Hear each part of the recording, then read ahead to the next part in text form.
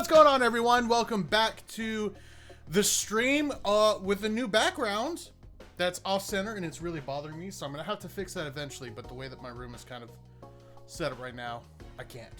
But yeah, so I've got all of my models on display on a nice lit shelf, along with some garbage on the ground that my dog dragged in. Stormtrooper, I take after you. I learned it from watching you. But we have a very, very special stream tonight because I'm super excited.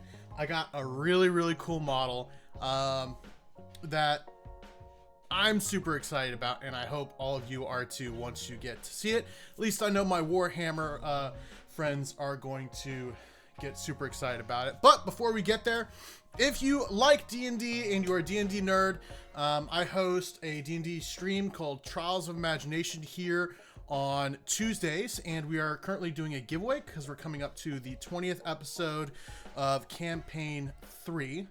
And so if you would like to win some cool stuff, basically by cool stuff I mean we're giving away a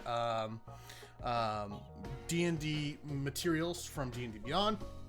So if you're interested in playing D&D, or you do play D&D, you just want some extra source material from D&D Beyond, go ahead and join. Let me fix this camera real quick because it's kind of... There we go. Cool. Then go ahead, do ! giveaway, and it will give you all the details. Completely free to enter. All you have to do is watch the stream, and you will earn points, and then from those points you can then exchange those points for anything else.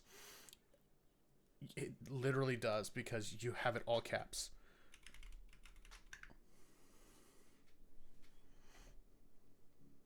Interesting. Why isn't it working?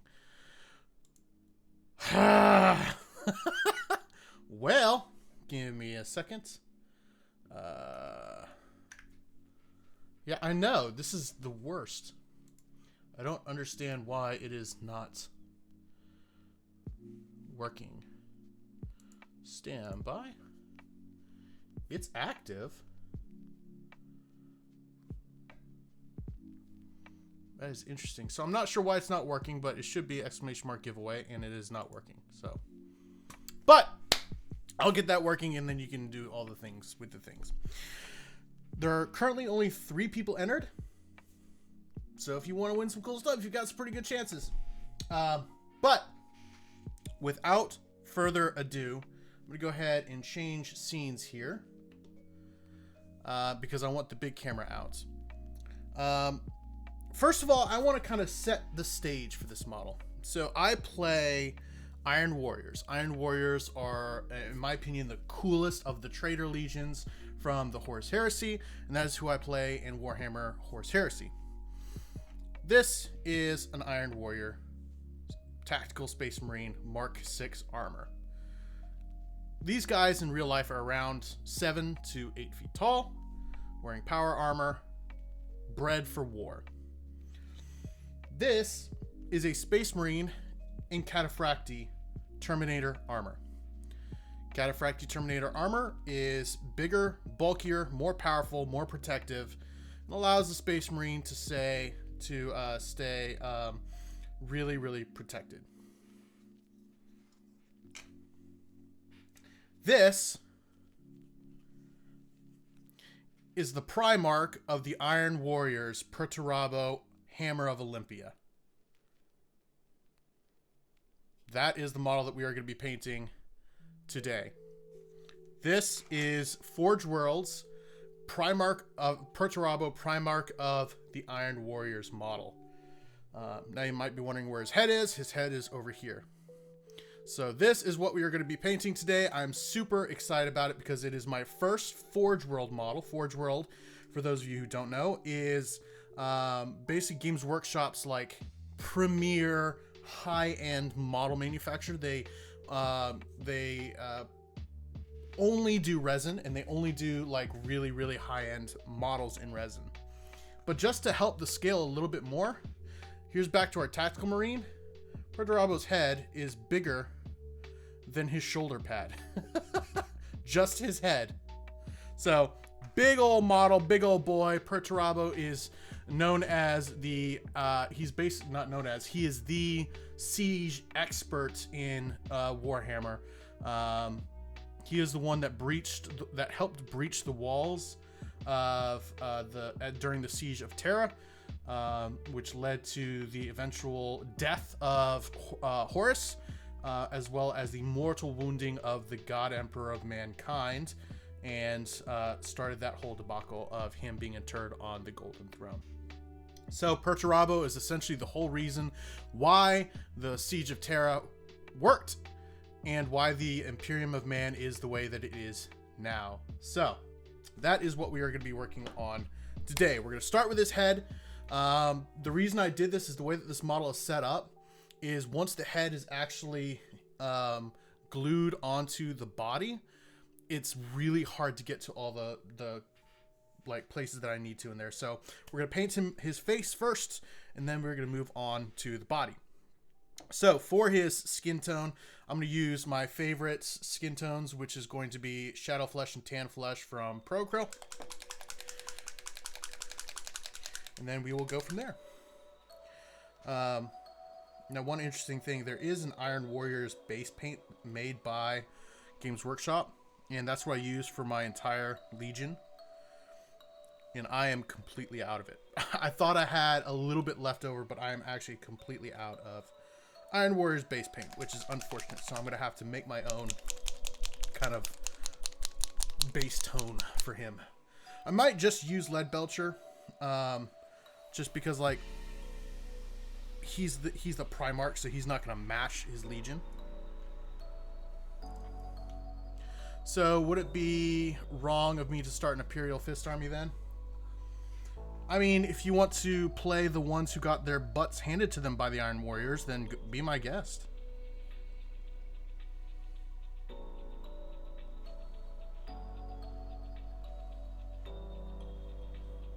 Okay, so I'm just thinning my paint down here so we have a nice thin consistency. And then we're just, for our first coat, we're just kind of haphazardly slap it on. Just so that we get in all of those crevices, and then we'll come back and clean everything up once we start getting into some more advanced layers.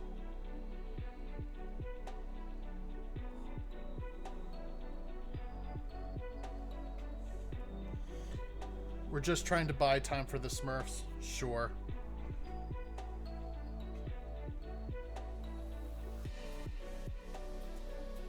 I will say, so at least in Warhammer Horus Heresy, you know how like blueberries are like the Mary Sue of Warhammer 40k? Well, that's what the Iron or the Imperial Fists are in 30k. So they're kind of like the Mary Sue, like the everyone wants to play them because, you know. I went with Iron Warriors because I wanted to play an army that was mostly kind of broken, and well, not broken, but like I knew I wanted tanks, and I knew I wanted to do like a rusty steel kind of look, and that's exactly what you get with the Iron Warriors. So I wasn't really huge on things like the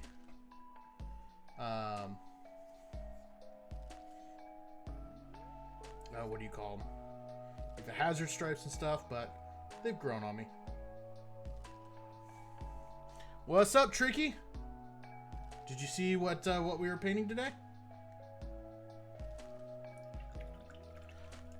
Well, the Death Guard still have the Death Guard green armor, and I liked the kind of rusty steel armor. They didn't have too many tanks. No, they were themselves the tanks.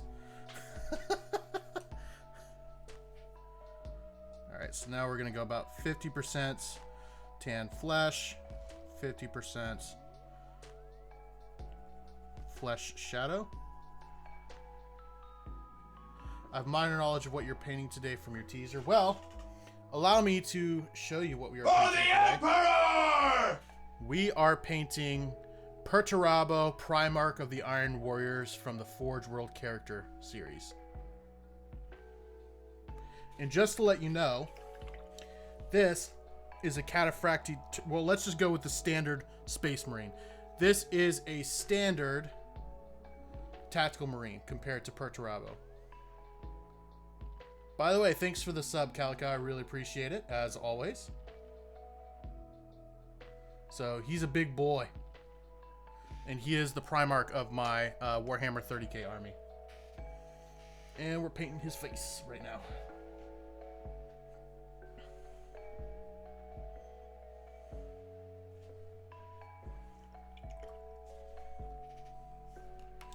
I'm going to grab my smaller brush here as we start to get into some of these deets.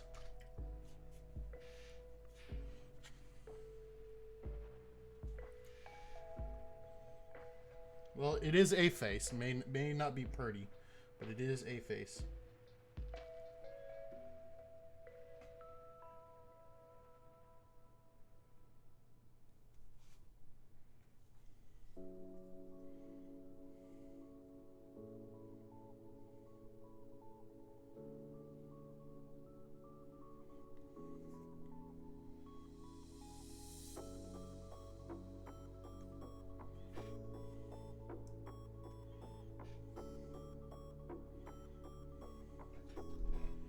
Try to keep this as close to the camera as possible because it's a face, so it's gonna be harder to see and harder to paint. So let me get it in focus. There we go.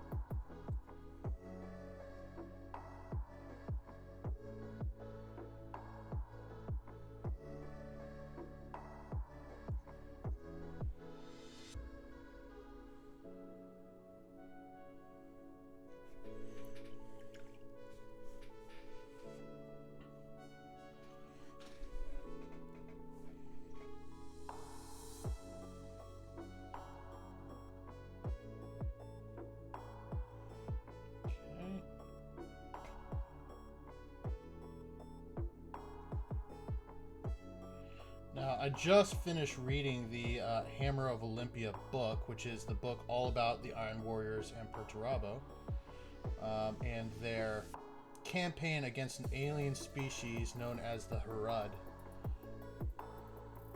And the Harad are actually a very interesting kind of species. So the Harad basically can manipulate time, and in doing so, like, their bodies kind of shift and morph around them, and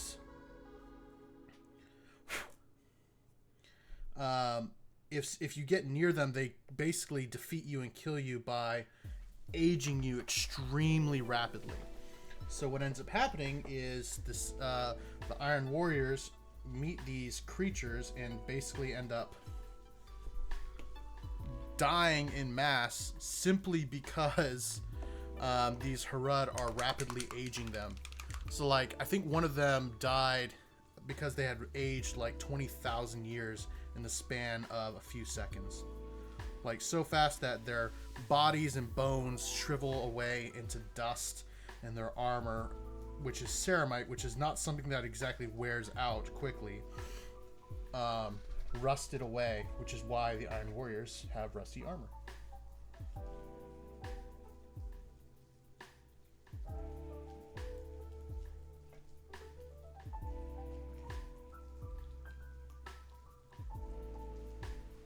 So we'll start his eyes. It's a French cartoon from the 70s called Fantastic Planet. Never heard it.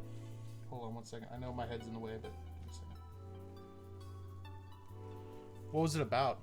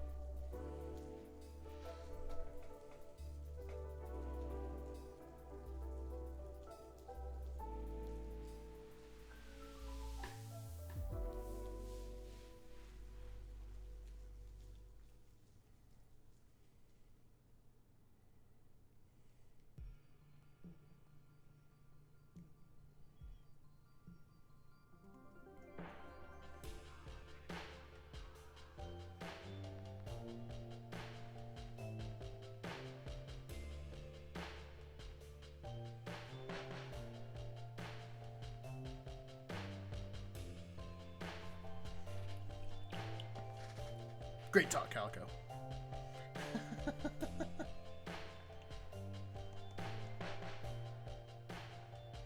Oh, also, I saw the D&D movie this weekend.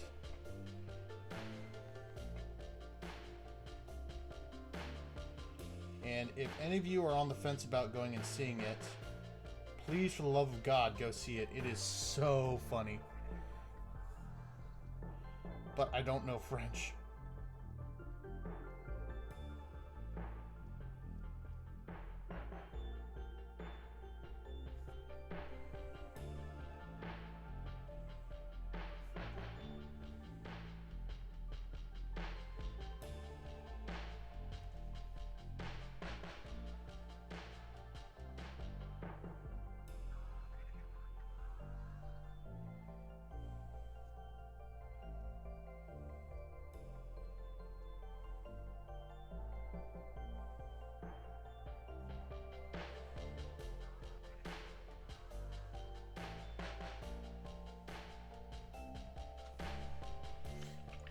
You get a popcorn bucket? I didn't, because by the time I went and saw it, they had already sold out nationwide. So I did not, but Coffee did. For those of you who have not had the pleasure of meeting her, Coffee is my sister. She comes in here every so often.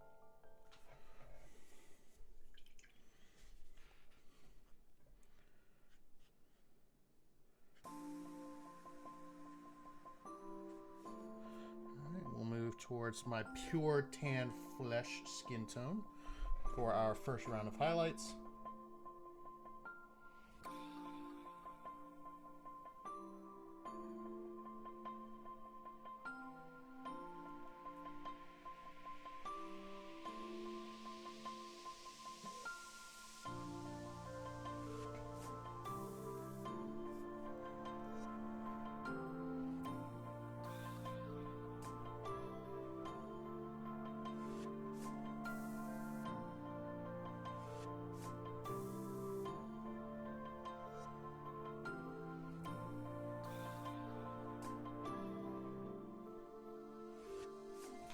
Okay, I'll take a little bit of the ivory that I just put down over on the other side, and we'll go in and do a little bit of a specular work on here.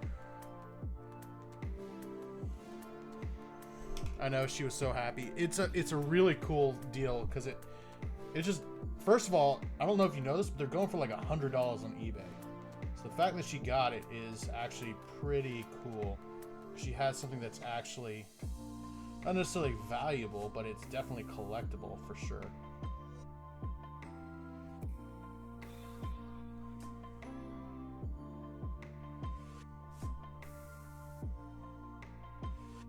Now, one might be tempted to look at this model, at least this face, and think, oh yeah, those eyes are going to be the worst part about this. No, all this cabling is. This could be the absolute worst. Now I'm going to try to do the eyes real quick. So for this, I'm going to have to kind of get in the way here, but...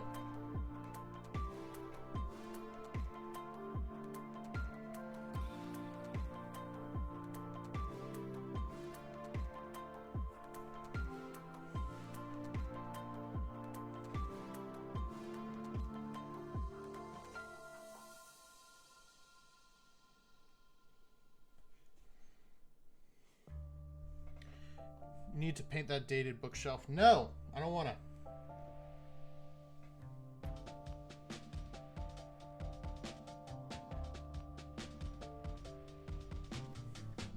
Mostly I don't want to paint it, not because it's not dated, but because I really don't feel like having to move it out after spending so much time getting everything in here set up.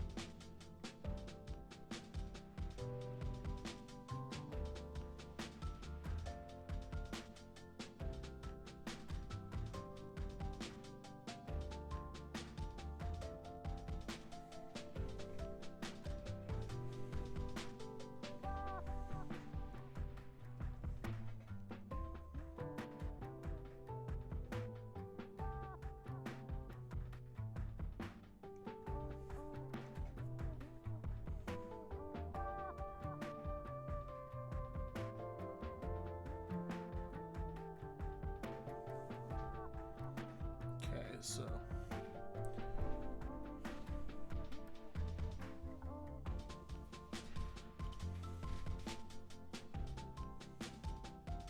So this isn't, I don't think this is going to be my permanent solution. I think my permanent solution will be to get a Kallax shelf from,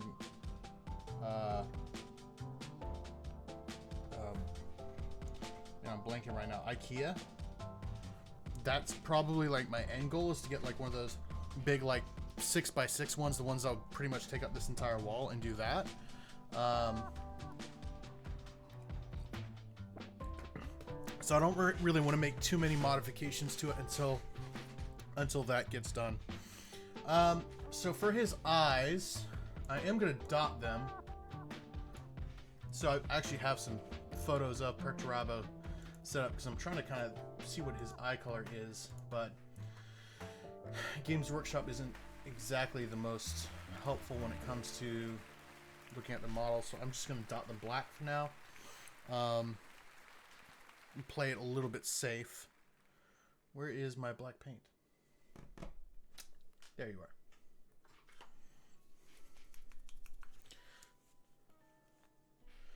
What I would really like to do is get IKEA has some like black shelves, or not black shelves, glass shelves. I don't know why I said black when I meant glass.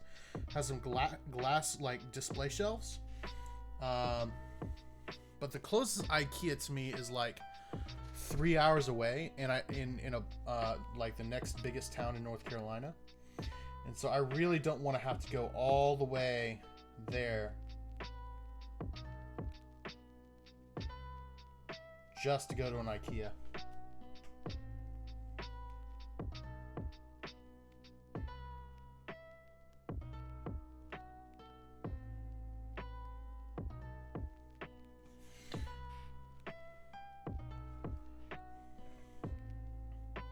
What sounded a bit racist to you?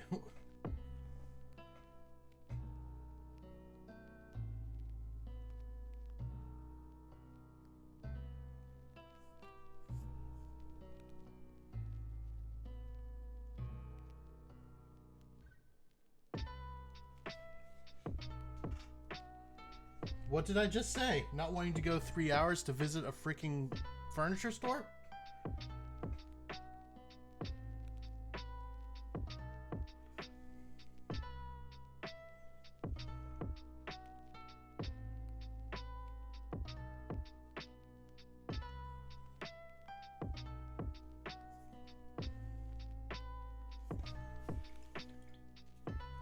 I'm not picking up what you're putting down there, Calico, to be honest. But all right.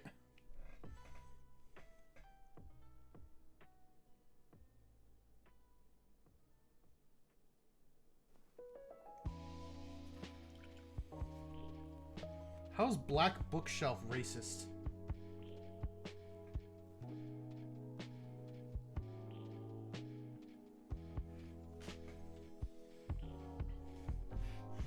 I don't know, I'm missing something majorly here and I have no idea what it is, so I'm just going to go back to painting like you suggested.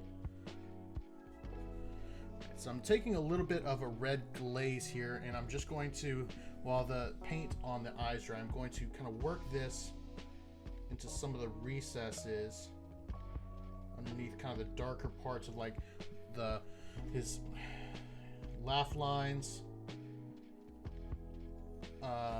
Like under his lower lip and things like that, just to darken it up just a touch and really bring out those areas.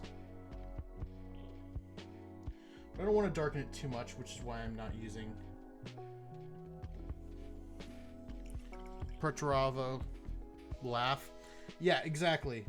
But I'm not saying he would laugh. I'm just saying that that's what that area is called, is like the laugh lines, the part like corner of your lip.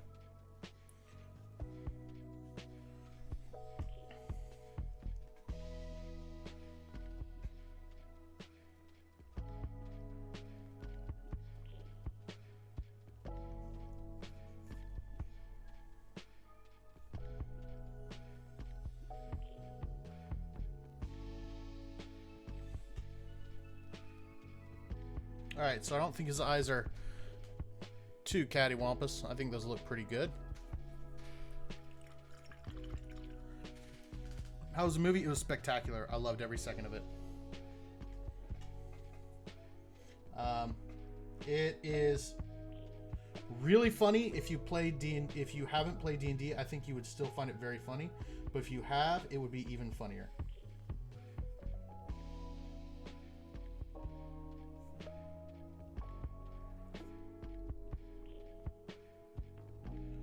My favorite part was the fact that there's a extremely morbidly obese dragon in it. And I found it so incredibly fun. Like, I can't even, like, you can ask some of the folks I went with, like, I laughed out loud when I saw it, and I was just like, I want that dragon to like slow down for a second and just like have to catch its breath or something, because I would just find that to be so hilarious. Yes, Calico, Matt and AJ. Matt and SJ.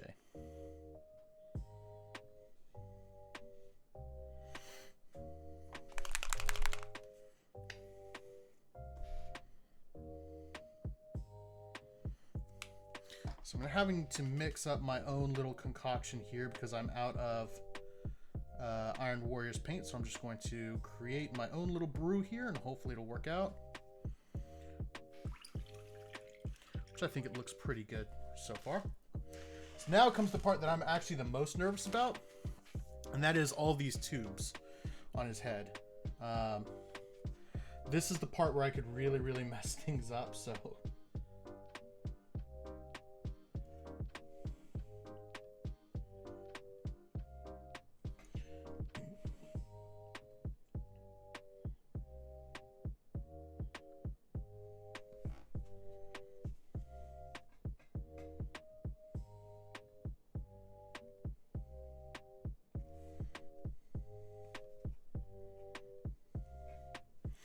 Do any more work on the night? I haven't. I've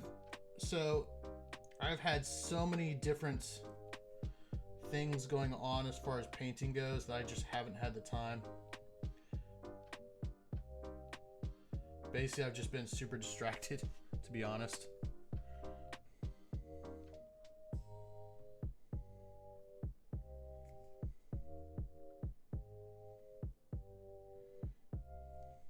My plan is any work that I do to it, I'm going to try to do it on stream, so that way you see when I'm working on it and what I'm working on. Unless you want it to be like full-on surprise, and then I'll just work off stream.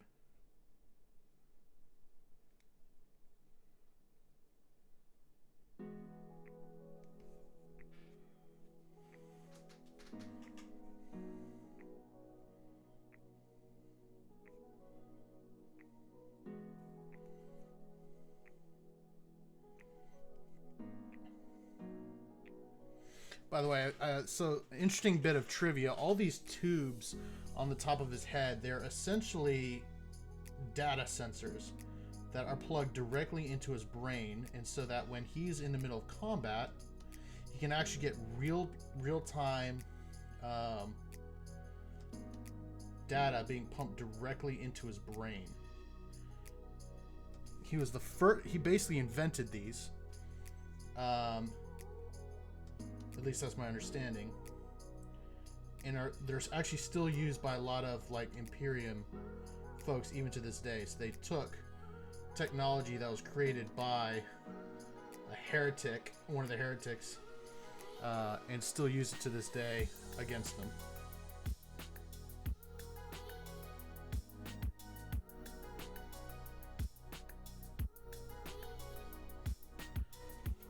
True. Just like I'm pretty sure the Imperium would still use the Typhon Heavy Siege tank if they actually had the STC for it.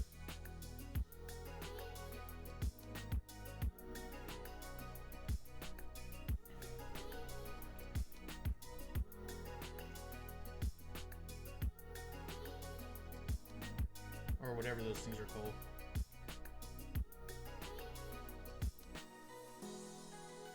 I think I may have just gotten something from Stargate and this mixed up, but whatever.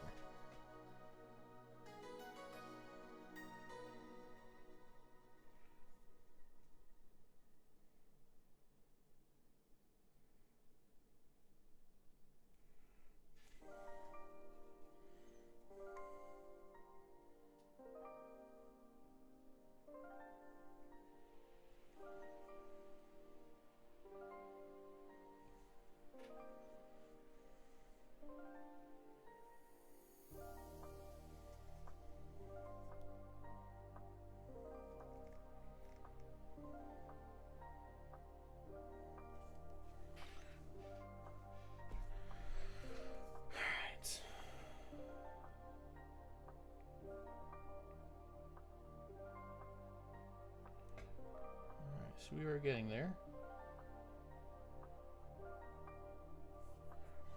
Thoughts on the Return of the Lion? Well, if it's done well in the lore, then it'll be cool. I'm neither here nor there about it. Honestly, I'm for the return of the Primarchs. At least the ones that aren't dead. Because I would love to see Perturabo come back as a demon prince.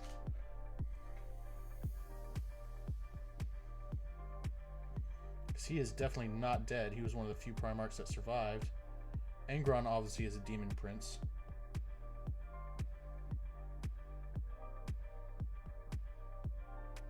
So, it'd be cool to see what they do with the other Primarchs.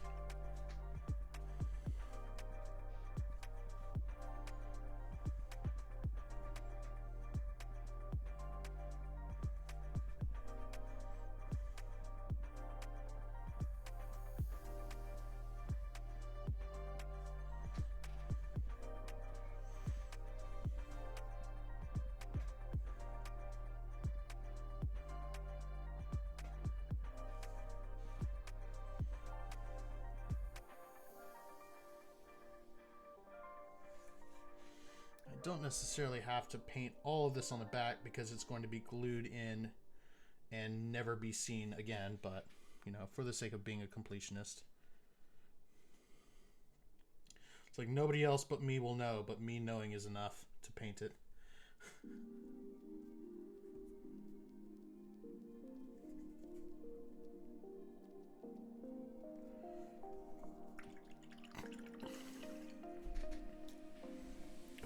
Change my focus real quick.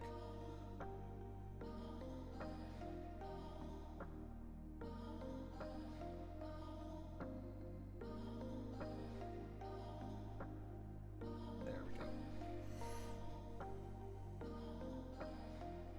So we've got his face, which I will need to do a little bit of cleanup on, which is alright. Kind of figured I would need to do some cleanup. And it's just in one little tiny spot, so we should be good.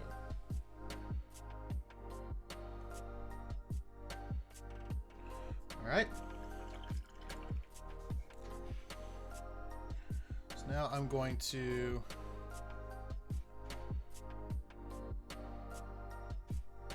go ahead and do a second coat on some of these things so that we get some good, nice coverage on it. It doesn't look too sloppy.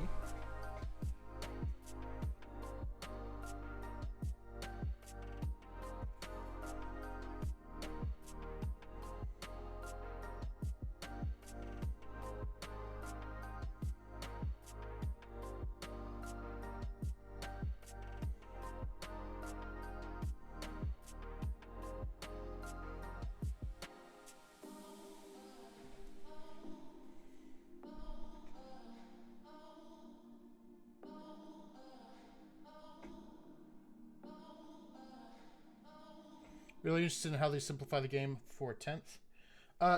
Okay.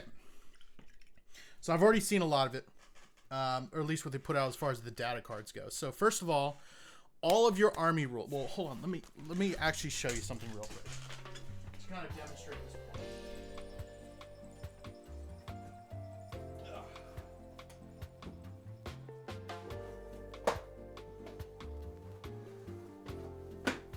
All right.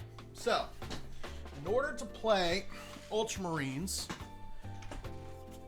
which is one of my 40k armies, I need these 3 books: Core Rule Book, Space Marine Codex, Ultramarines Supplementary Codex, or Codex Supplementary. So that right there, those 3 books, just to play my faction. So these 2 books is really what I need to play Ultramarines. These 2 books are being boiled down to essentially 1 page and then the data cards for the units that you use. And that's it. So all this could potentially be reduced to about 5 pages. That's how simple simplified its game. That's currently what they use for Age of Sigmar, which Age of Sigmar, this is my battle tome for all of my guys. So this is what they do. I play Legion of Blood, so that page right there and this page, those are all the rules for my sub faction, and then that page, this one page here, are all the rules for my faction. That's what they're doing. So they're essentially taking an entire book and putting it down to a couple pages, which is huge, because as you can see, those codexes weren't exactly small. So that's definitely something that I'm looking forward to. It's less that you have to buy. It's going to be easier for new people to get involved. It's going to be a lot less barrier to entry of having this big, massive codex. And all of those rules and data cards are going to be free. So you will no longer have to pay for that. Now, you will probably still have the option to buy like that battle tome for Soulblight Gravelords. So that you have all that in one, but all of the core rules, from what I understand, all the core rules and all the data cards are going to be completely free.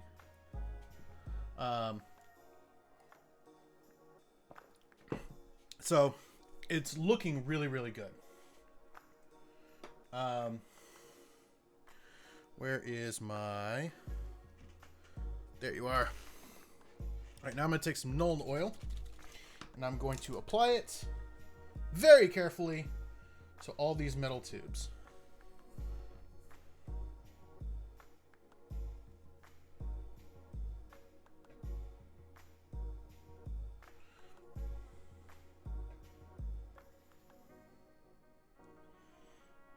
I just wonder what the catch will be.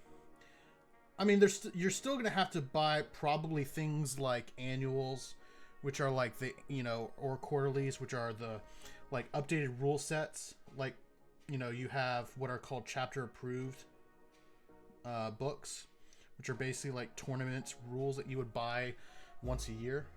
You'll probably still have to buy those. You'll probably still have to buy like a core rule book to get all of the rules. Because like for instance in Age of Sigmar, which is that other book that I was showing y'all, that book, like, you can get all of the standard rules, like, you know, turn order and things like that, but you don't get like all of the rules. Like, you don't get all of the like advanced rules and stuff like that. So you'll probably still have to buy books if you want to play the game to its fullest extent, just not everything. That too, $150 box sets would be another thing to where you don't really, you know, buy individual units. Now, one thing I'm super excited for, and I'm probably going to build a 10th edition army for Iron Hands, and that is the new way of actually building. So you used to have what's called a force organization sheet, where you have basically like, you have to have an HQ, you have to have, you know, a minimum amount of troops, the core troops, and then you have to have like certain things in order to make an army. Well, the new rules are basically like, you can have one character and then 3 of anything. The only rule is you can not have more than 3 unless it is a dedicated transport or a core troop, right? So I could literally go onto the battlefield with 3 elites, 3 heavies, 3 fast attack, and no troops. That is a potential. I could do that. And that's very similar to what Age of Sigmar is. You still have required troops in Age of Sigmar, but you have to have a general, you have to have 3 troops, and then you can just do whatever you want.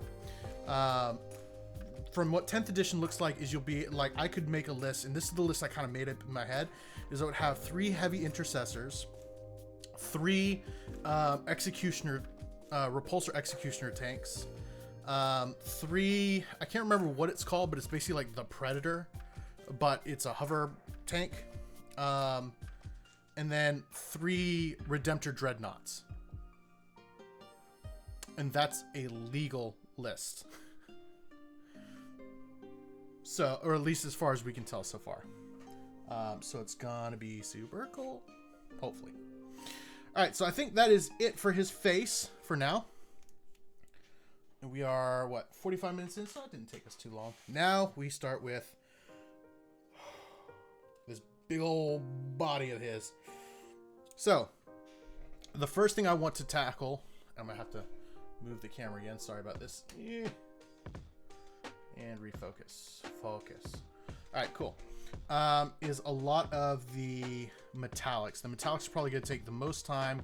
I know he's really, really dark because I used a very matte black. I'm going to open up my shutter a little bit more, which should make this a little bit, there we go, easier to see. Let some more light in the lens. 3 Knights, 3 Helverins, and 3 Warglaves. You could. I think the Knights might be a little bit different because they don't have like troops, heavies, fast attack, and stuff like that like everybody else does, so it might be a little bit different. Okay, so the biggest thing that's going to happen with this, with Perturabo's like main body, again, is going to be a lot of the metallics. So I'm just going to start slapping paint on. I'll start at his legs and go up just to see what the coverage is going to be like.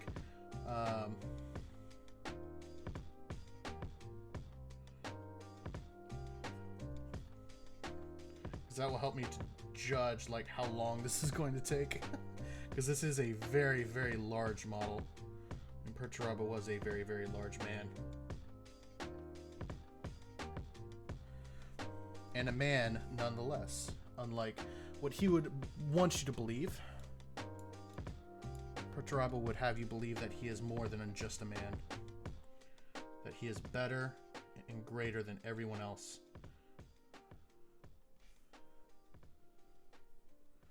He'd also have you believe that God is cringe. Gosh, that was the weirdest part of that entire book. There was literally an entire like religious debate in a freaking Warhammer book. Like it felt like Warhammer, or like the authors was trying to be deep, but it's like, dude, this is a Warhammer book. We just want to see Space Marines kill stuff.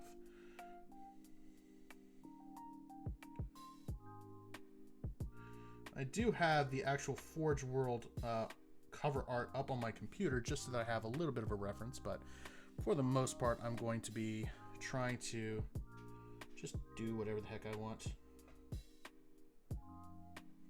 But it's always good to have a reference just in case I see something I'm like, what the heck is that supposed to be? I can kind of look back and say, oh, well, they painted it like this, so that gives me a little bit of, you know, like, oh, well, maybe I should do this.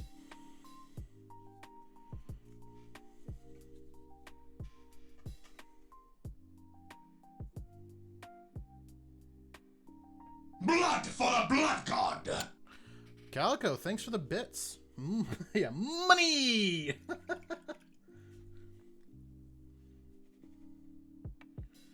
Mr. Squidward, money! I don't know why I immediately went to SpongeBob, but, you know, it's a reference.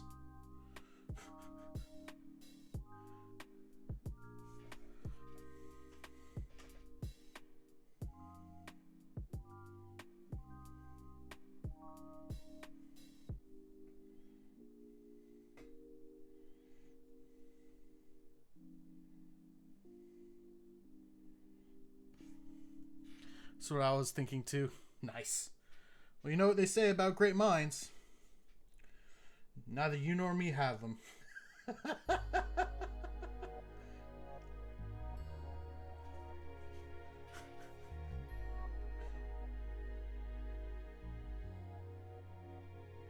Wouldn't be neither you nor I, but whatever.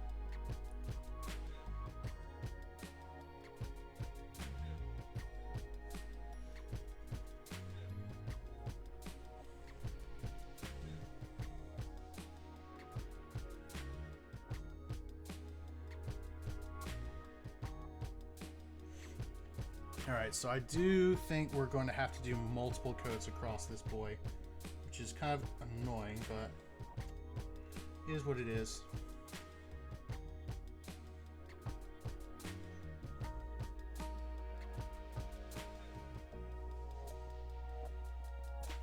mean, the too thin coats is a way of life, but it is still annoying sometimes, especially with metallics. Because metallics, especially once you get to multiple coats, you can end up getting like this really clogged up appearance to everything.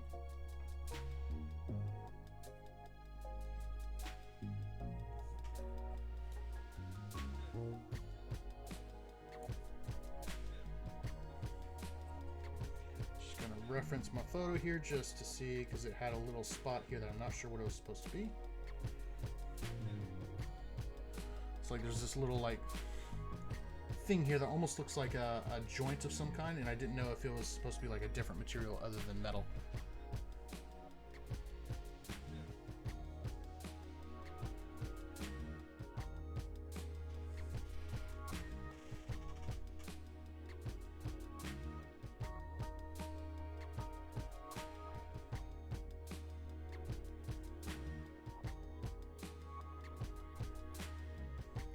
Go. All right, cool. So now one thing I'm going to go ahead and do, because it's going to take 6,000 coats to fully cover, is the actual caution stripes. So one of the most common things to identify an Iron Warrior are going to be his caution stripes. Well, Perturabo is no different. So he has a couple places on here that have caution stripes. Normally what I would do is I would start off with yellow, base coat yellow, and then do the black stripes, because black stripes, or black covers over yellow a lot better than yellow covers over black. But in this case, I have a black undercoat. So we're going to have to do 6,000 layers to try to get this layered up nice and opaque.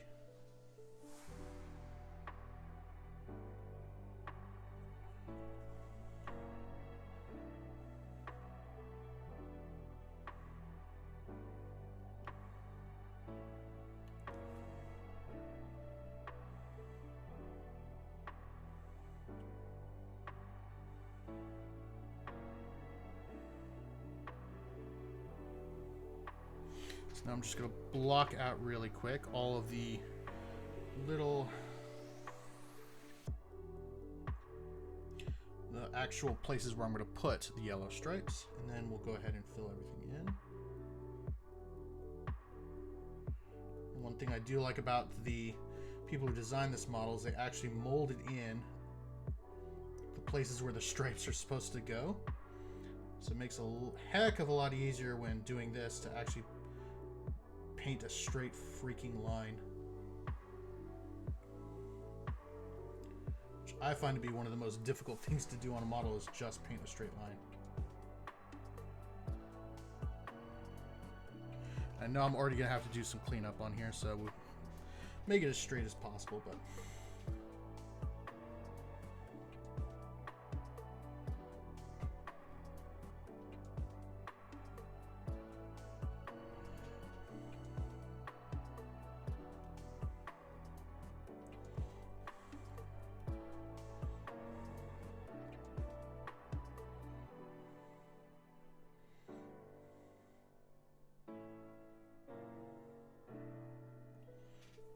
I'm a little nervous with some of the sub-factions like Inari. Was really hoping to get into them right now, and it doesn't look like they're a great option to start collecting. I don't know. I mean, why not collect now?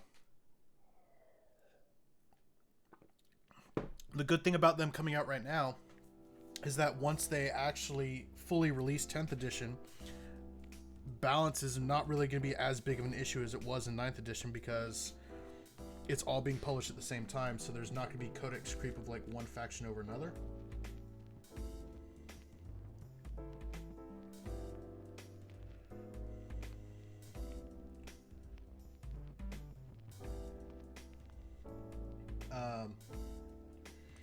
But you know what, like I'm always a lot more of the like, let's have fun playing Warhammer versus let's be competitive at Warhammer. Mostly because I'm not that great at playing Warhammer. And so I'm always of the mind of like, what faction do you think looks cool? And then just go with that. Ignore whatever is meta and really good right now. Because ultimately that's going to change in a year.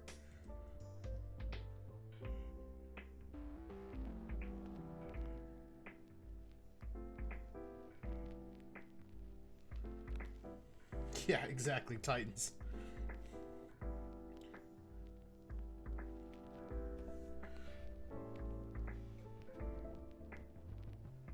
There's one problem, is that a Warlord Titan is more than 2,000 points. So you actually can't run them. But some of the smaller ones you may be able to.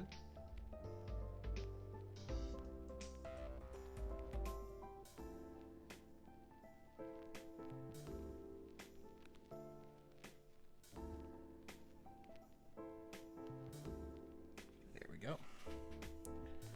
Okay. And he also has some hazard stripes on his shoulder pad. And then he's got these little hip things that also have caution stripes.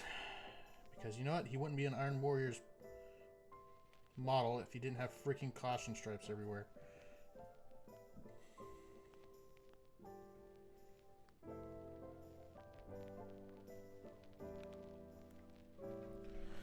If you cannot convince me that there isn't a more bad group than the Collegia Titanica.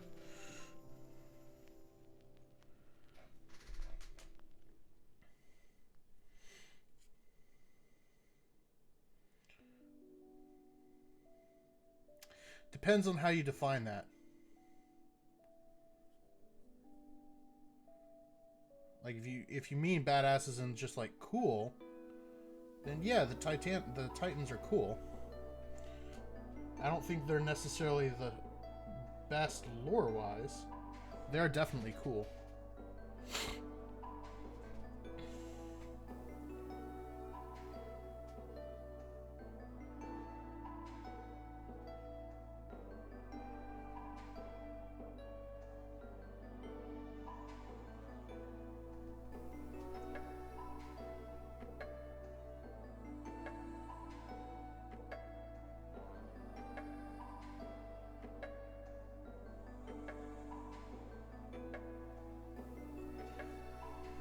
Are. And again on the other side.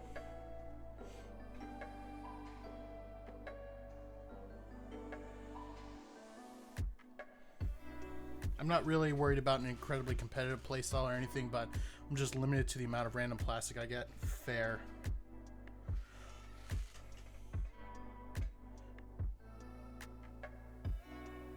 That's why I really wanted to play Soulblight Gravelords. Well, I do play Soulblight Gravelords in. Oh, come on, where's the? There you are. Jeez, why is it so hard to freaking see? This little belt thing is in the way. I can't see the daggum stripe. So Soulblight Gravelords, because they've had an update coming, they haven't gotten any new units or new rules or anything like that. So. Kind of limited to stuff from Old Hammer until the update comes out, which they should be coming out with soon. They just announced the new codex, or not codex, War Scroll.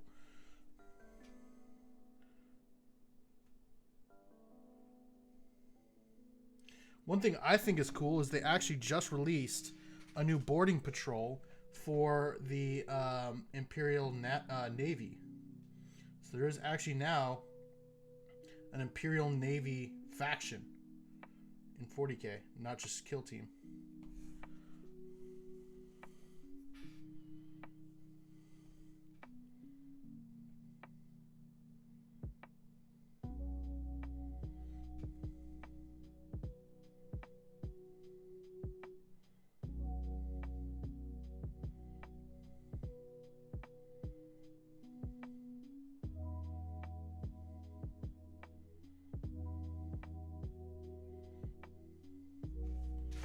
I'm definitely going to have to do another go on a lot of this stuff and do some cleanups.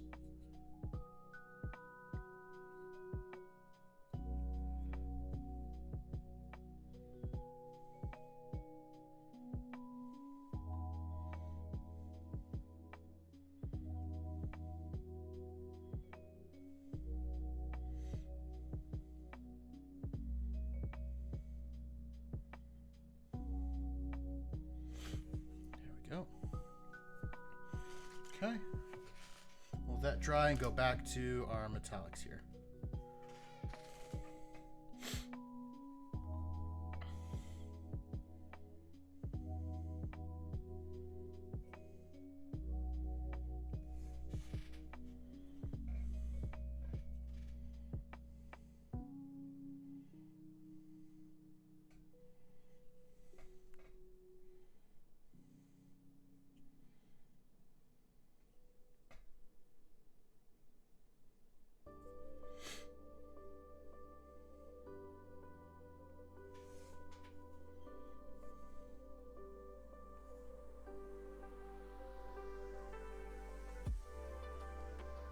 There we go.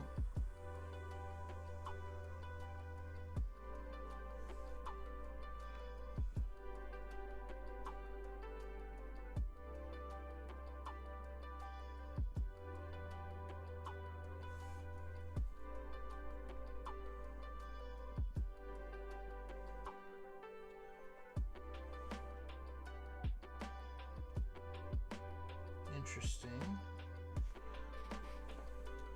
Sure, I'm understanding what I'm seeing correctly, and I am. That's interesting. So they've got like two surfaces that are completely different, but painted the exact same way next to each other.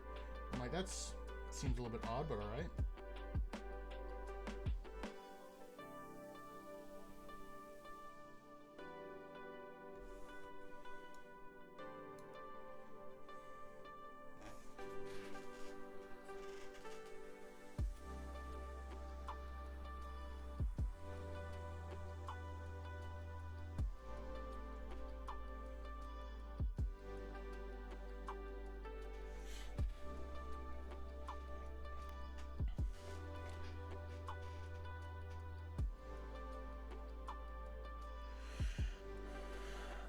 How is it as a model to paint and work with? Any little surprises, good or bad? Yes and no. So there's a few things that I figured would be the case and like kind of expected going into this model, and a few things where I'm just like, well, that's kind of stupid. The first thing that I kind of came across is something that I knew about, that I knew was going to be the case, and that is this is a resin model. And anybody who's ever worked with resin models will tell you that they're not always easy to work with. The resin, while it is somewhat flexible, is not as flexible as plastic. So if you get a part that is warped that needs to be attached to other parts, you have to heat it up in water or with a hair dryer or something to bend it back into shape permanently. You can't just glue it in place and allow the tension between the two parts to fix it for you. It also, resin, you can't use, there's no like resin glue, you have to use super glue. And I abhor working with super glue. It is the freaking worst, in my opinion. The reason being, with super glue, you put the glue on, and the glue either sets immediately, or you're sitting there holding two parts together for like 10-15 minutes waiting on the glue to dry, and it feels like there's no in between. It either sets immediately and you can't make any adjustments, or it never sets. And so I just don't like working with super glue because of that. And if you use something like an accelerant, well, now all of a sudden you have to sit there and wait or wash off the accelerant or wait for the accelerant to wear off so that you can then move on and glue another part on, or else that you run the risk of that part instantly setting, and now all of a sudden you can't make any adjustments. And so just the whole process of dealing with and using super glue is the freaking worst. As far as the model itself, was yours all right as far as bendy bits? Yeah, I didn't have any warp pieces, thankfully. Can't say the same for a lot of people. A lot of people, you know, when it comes to Forge World Plastic or Forge World resin, don't exactly have the greatest time with it.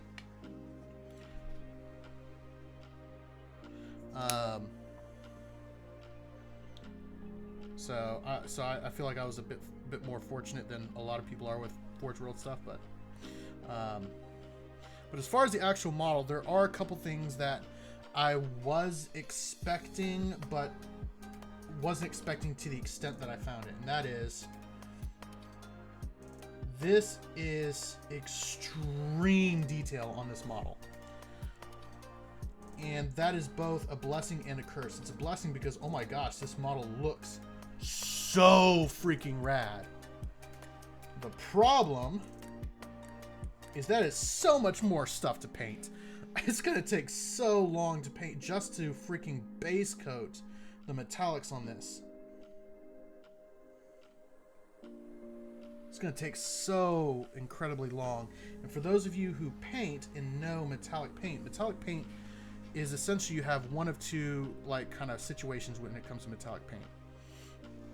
Either the paint doesn't cover and you end up having to put layer over layer over layer, or it covers really, really well, but it has a like a gloopy, gloppy finish. And so it just doesn't look good once it's done drying. And so you have to really, really thin it down, and that brings you back to, well, it doesn't cover well, because you can't really water down metallic paint like you can with normal paint and expect it to really do the same thing. You could use a metallic medium to do it, but you can't use just water. Or at least I find that I can't, and get a good, consistent finish. So that's the other thing. It's just like there's so much metallic on this that it would be impossible for me at my skill level to do a non-metallic metal and make it look good. And then doing true metallic metal is going to be an absolute pain to make sure that we don't end up with a gloppy finish.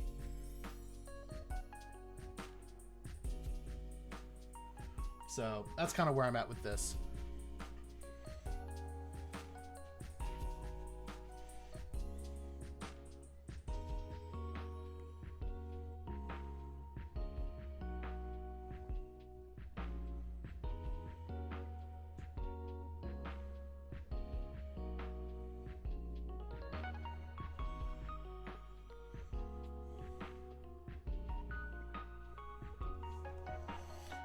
So basically if I had to summarize my experience thus far, resin sucks and too much detail.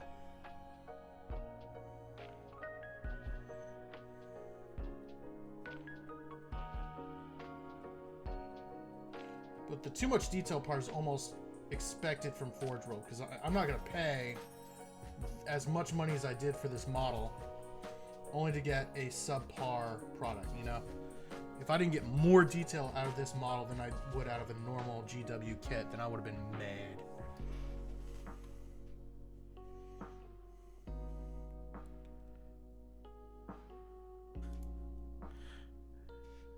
Compared to the giant, intricately boned dragon, it's not so bad.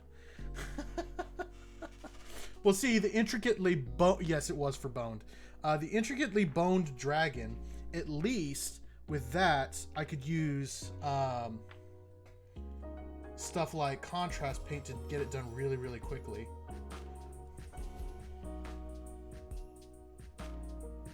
With this, I'm gonna have to sit here with a brush for freaking hours just trying to get my, you know, my silver, gold, and bronze base coats done well.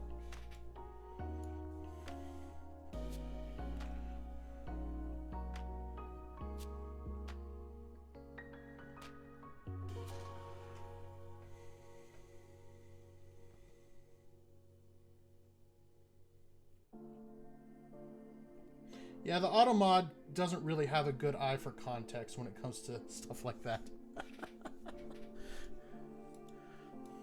One of the few things I don't like about the auto mod, somebody could say something completely innocuous and it just kind of take it out of context and be like, oh no, they said a wordy dirt.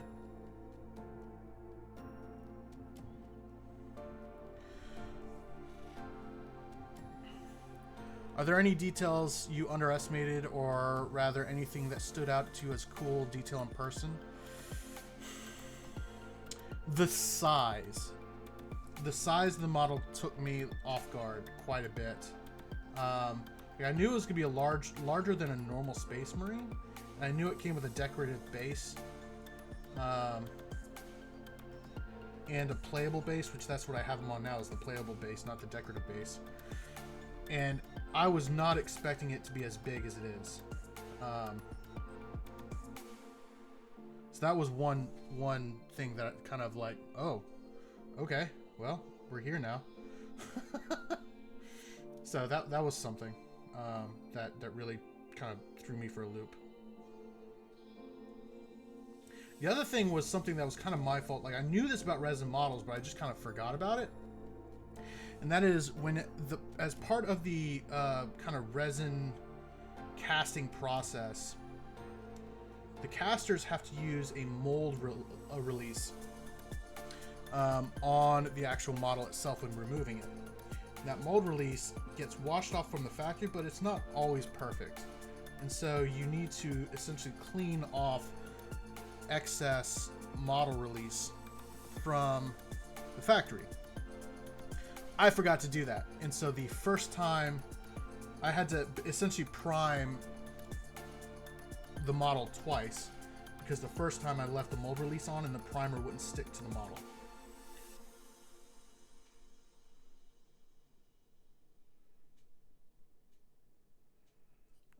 And so that kind of caught me off guard.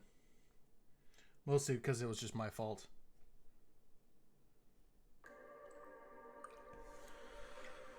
Are there any details you... Oh, yeah. But yeah, the size was the biggest thing. Like, I just did not expect it to be such a large model. Or as large as it really is.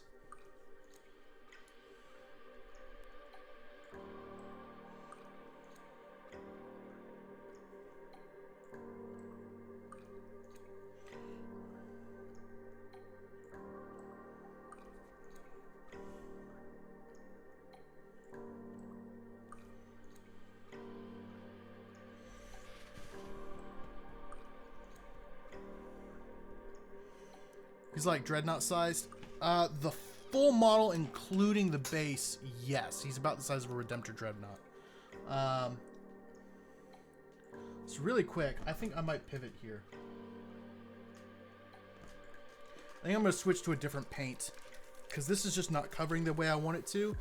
And I can use washes to kind of change the characteristic of the model. So I'm going to actually go to the Vallejo Game Color, because I know it covers really, really well.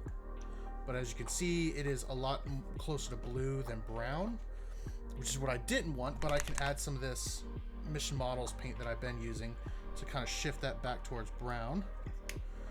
Let's just see what happens. So I'm sick and tired of like trying to use that freaking lead belcher paint, and just it feels like I'm getting nowhere with this model, because this is after 2 coats right here, and it's still not fully opaque.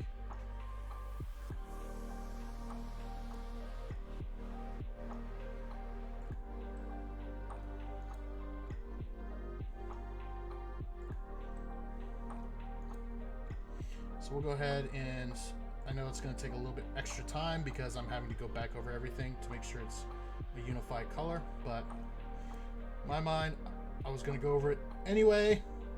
Might as well do it with a paint that I know is actually going to cover well.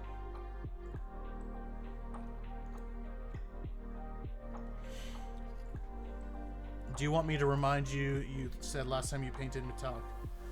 What did I say?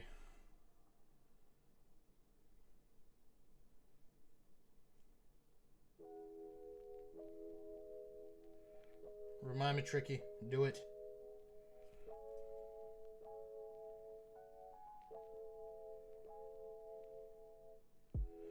Probably something about I probably should have primed this white.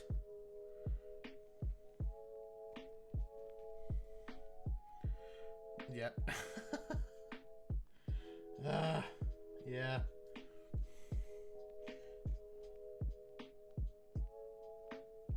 Honestly, what I probably should have done is just gone ahead and done all of the base coating for the metallics with my airbrush. Because I feel like it would be a lot easier to, because there are more metallic details than there are not. So I think it probably would have been a little bit easier to just go ahead and base coat in and just go ahead and base coat with my airbrush and then just paint in the details. But then, what would y'all have to watch? Because the most interesting part of any model painting is definitely base coating.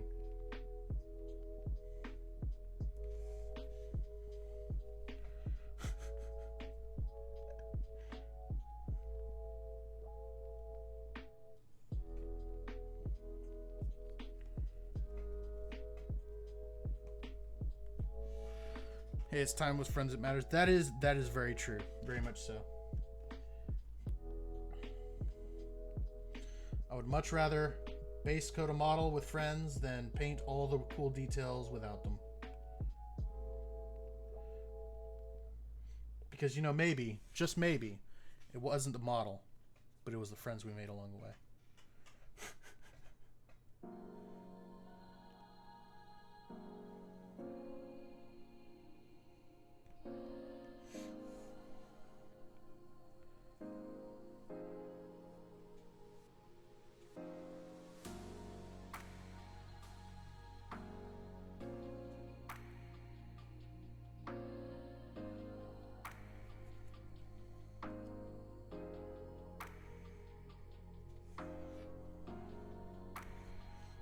I'm here for the models fair.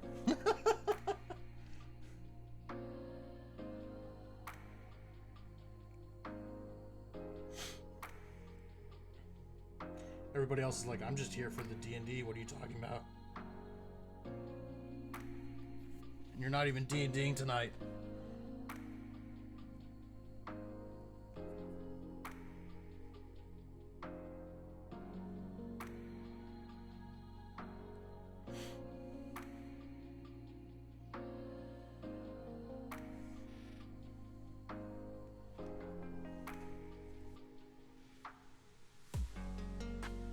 Ironically, he says he's here for the models. Yet all of the models that he has are painted by me.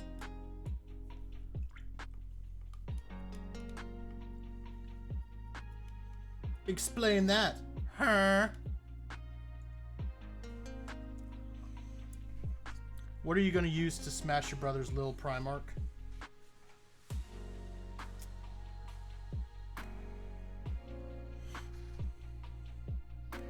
Hey, I've said this multiple times. Painting's not that hard. You just put some paint on a brush and put the brush to a model. And if it looks good, awesome. If it doesn't, who cares? You painted it. Because that is what matters, is the fact that you did something. The fact that you get to say that, no, I didn't. You know, I didn't have somebody do this for me, but I was able to do it myself. Even if it looks like utter garbage, right? You're able to say that you did something. No one else can say that.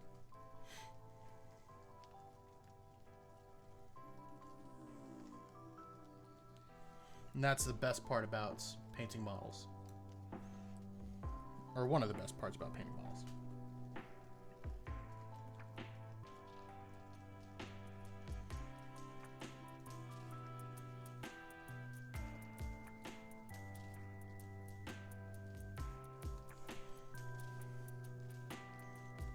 Specifically a Night Warden.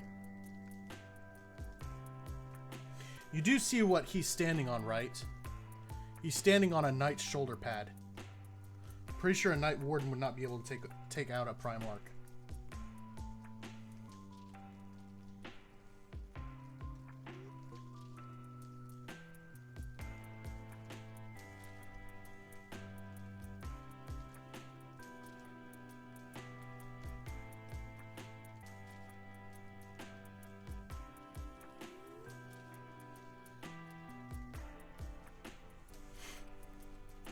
The knight that once was. Yeah, well, it's the best I have at the moment on. Also, you forget the Emperor protects.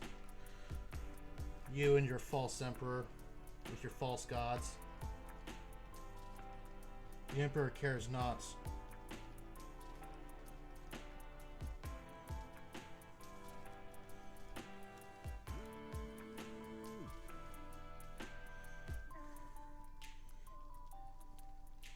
He only wants you for his own ends.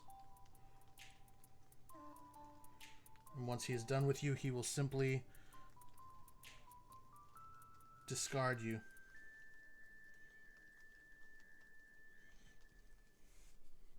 That is the vision that the War Master saw, and it is the proof that we need to know that the Emperor is indeed a false Emperor.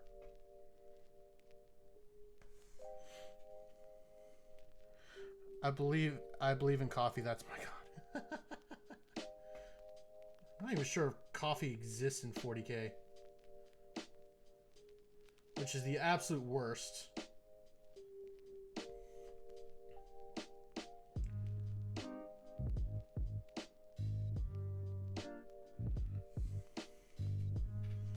Beans for the bean god, roast for his roasting throne.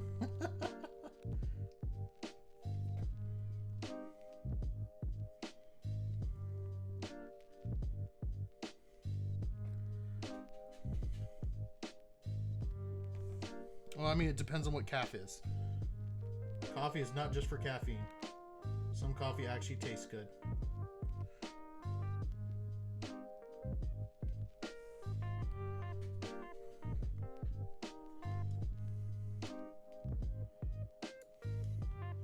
Better the Emperor than the Omnissiah of the god, or Omnissiah than the gods of chaos. Excuse me, sir. The chaos gods give us their gifts. The Emperor simply takes. I mean, look at Grandfather Nurgle. He is quick to bless those with his gift.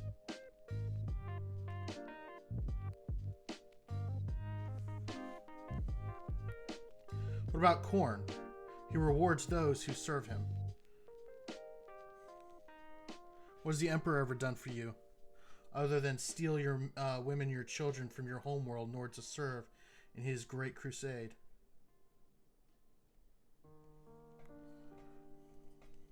What has he ever done for you to protect your families from the likes of the Iron Warriors? Nothing. The Emperor doesn't care for you or for yours. And he is simply rotting on his golden throne.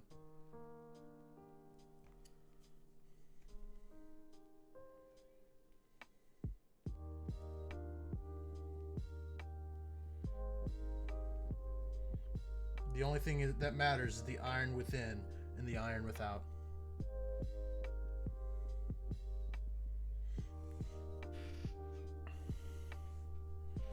From the plague of the Neverborn.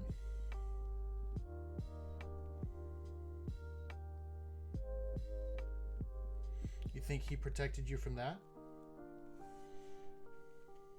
It was not the Emperor's protection. He stole the gift of Nurgle from you. You could have been bestowed the greatest gift of all, and that is eternal painlessness through plague. What greater peace is there than the death that Papa Nurgle brings? I say this as I play freaking Iron Warriors who literally don't serve any of the Chaos Gods. They just kind of serve, they're just kind of there. They don't serve Tzeentch, they don't serve Nurgle. They're just kind of hanging out and chilling.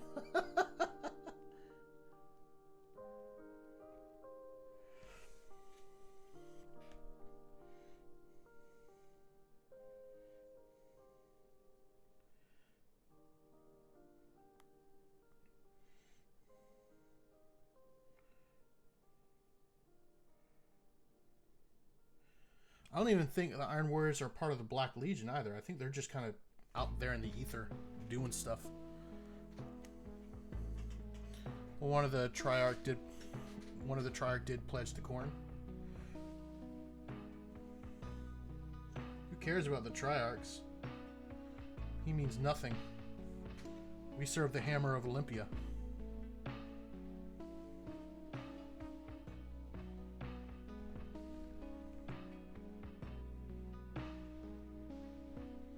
Tyrant of Lystra himself.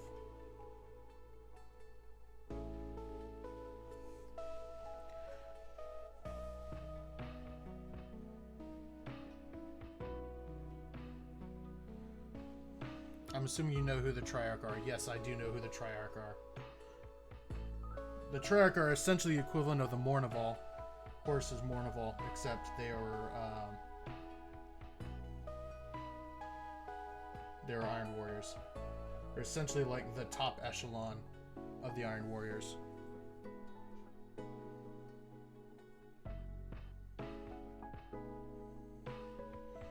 If I remember correctly, like if you almost like, if I'm kind of gathering from what I understand from the book, the Triarchs were essentially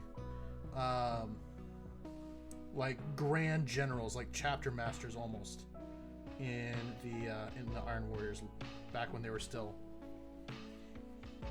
you know, a coherent fighting force.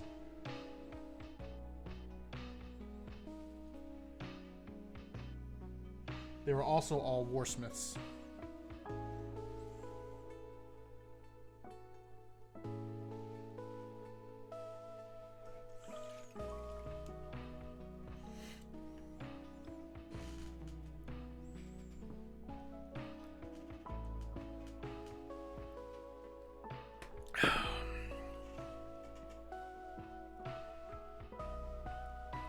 So much freaking metallic on here.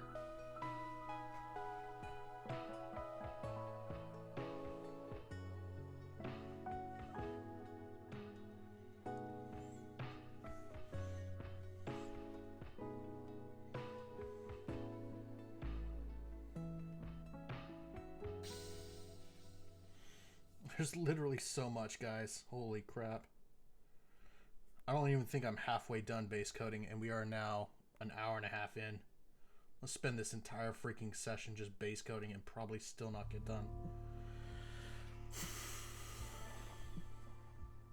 True, he is definitely going to turn out super cool.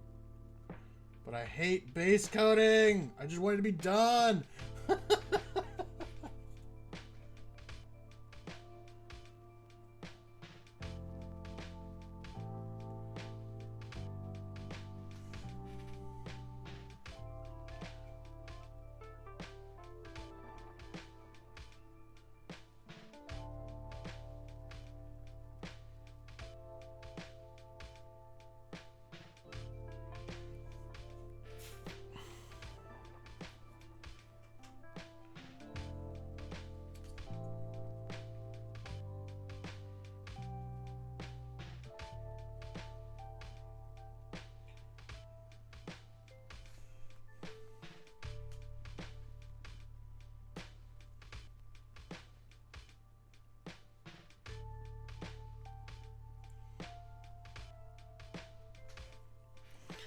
Go.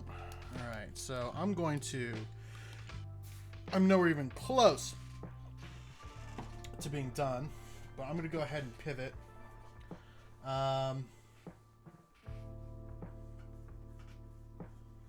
To gold, because a lot of his trim is gold. So I'm going to use rich gold from Procryl.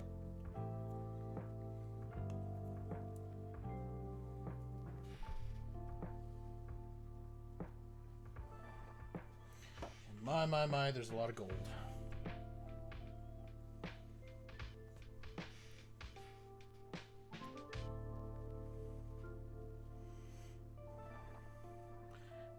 I knew there was going to be a lot of metallic paint or metallic kind of on the model, because I've looked at the model before I bought it. But my goodness, dude, it is still rather frustrating. The amount of freaking stuff on here. You know what? I don't like this color. It's too yellow.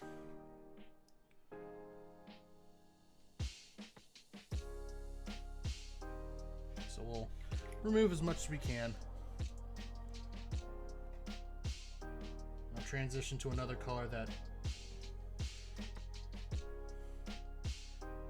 actually honestly not bad. I'm going to go with bright gold. I think it'll look a little bit better, because it's a little bit more of a silver gold.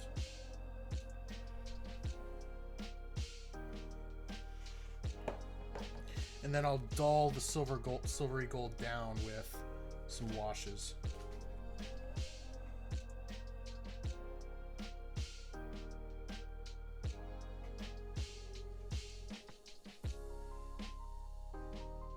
But also, Stormtrooper, I'm not necessarily complaining about metallics specifically, just like I feel like I'm making progress, and then I look at the model and I'm like, nope, I'm not even halfway done. This is less about dealing with metallic paint and more about just there's so much detail in this model that it's borderline too much detail. And if only people who paint models know what I mean right now when I say models that have too much detail.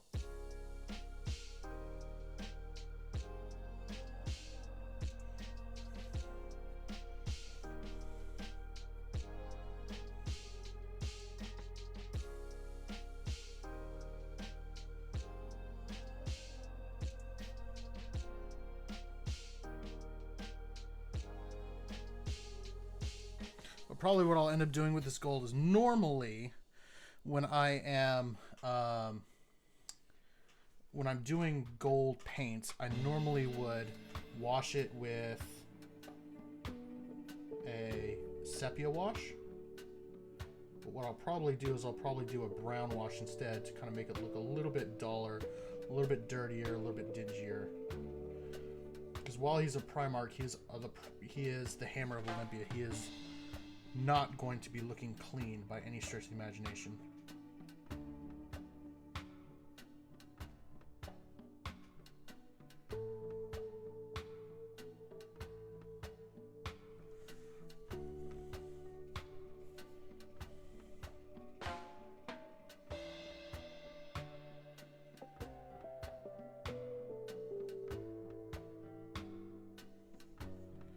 How's it going, Liam?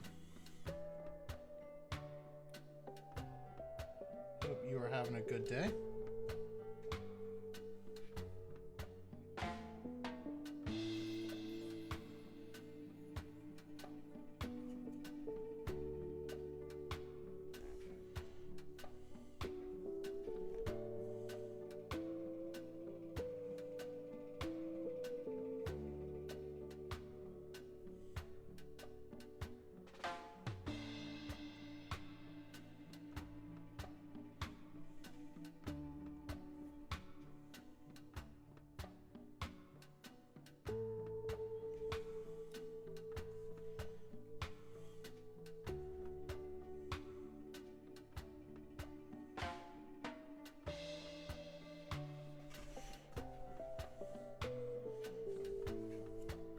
Good, just chilling?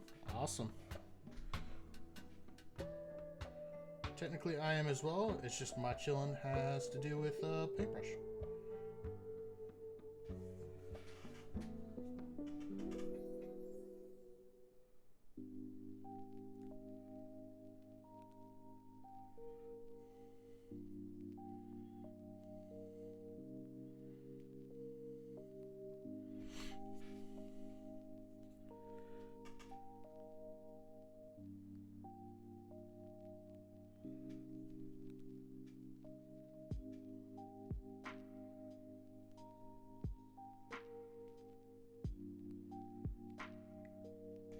Sorry, I'm not talking.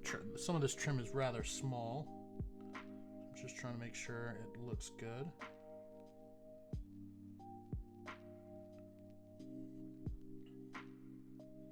Yeah.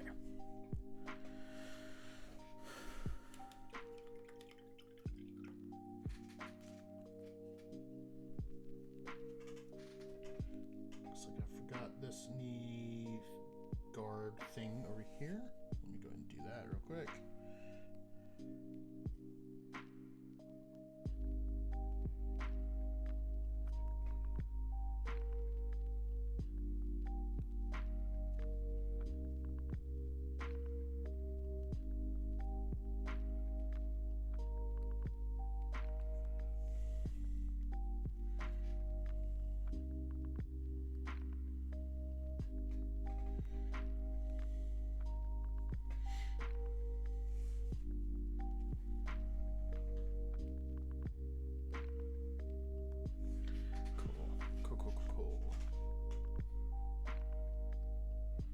honestly, I keep looking back at the photos on GW's website. It almost looks like they did exactly what I'm talking about, and that is they just took it, airbrushed the whole thing silver, and then just painted in the details. That honestly looks like that's exactly what they did.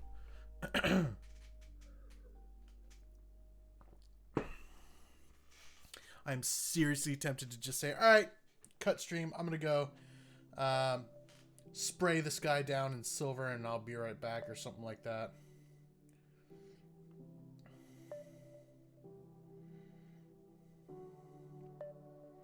You know what? It'll take me 5 minutes to do. Give me a few. I'll be right back.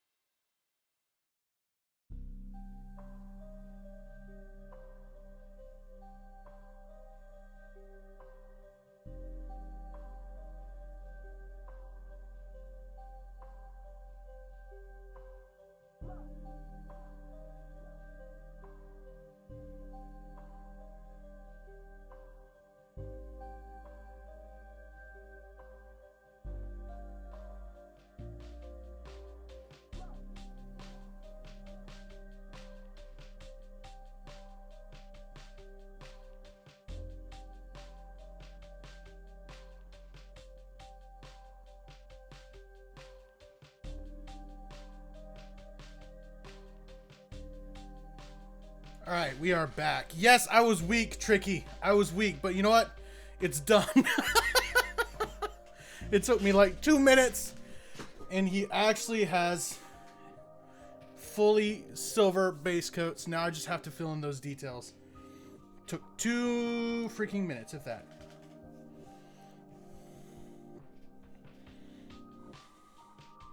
Now I can concentrate on stuff that's actually important on this model.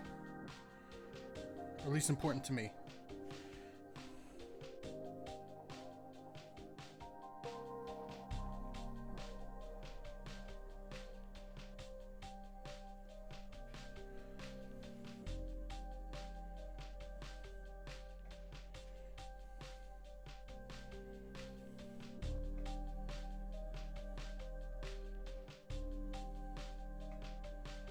I'm telling you, dude, if you paint models, airbrushes are a godsend. They make life so much easier.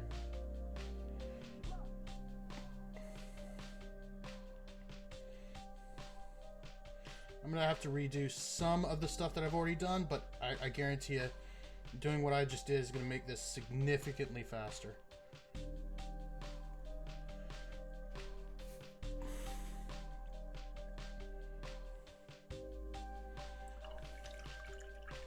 Improvise, adapt, overcome. Improvise, adapt, overcome. Marine Corps.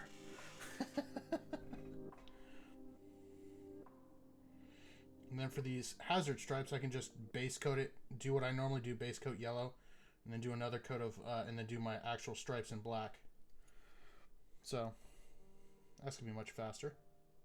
And then because everything's base coated in silver, that means that it is going to be much easier to do all these details because, well, if I make mistakes, I know what color silver I did, and so it's going to be a lot easier to kind of clean up versus trying to do all the details and then do the silver around it and then have to mess with the detail work instead of the metallics.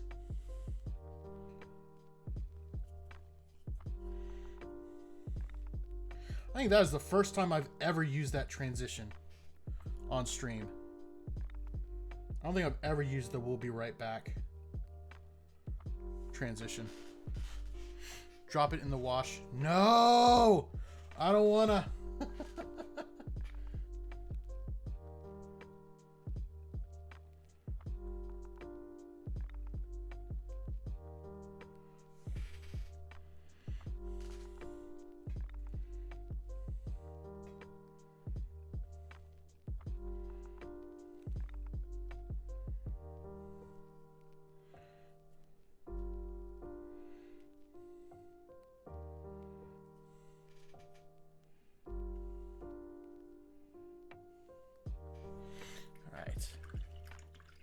But we are going to do some wash on it, just not right now.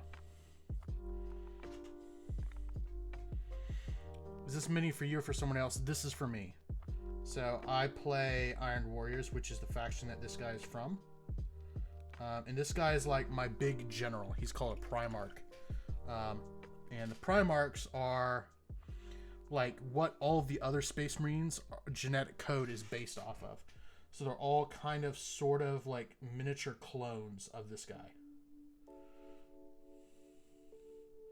It's a very inaccurate statement, but at the same time, it's probably, for somebody who's not too familiar with the Warhammer universe, it's probably the best way to describe it, is that they're all like kind of sort of clones of this guy, but not really. So these guys have what's called a gene seed.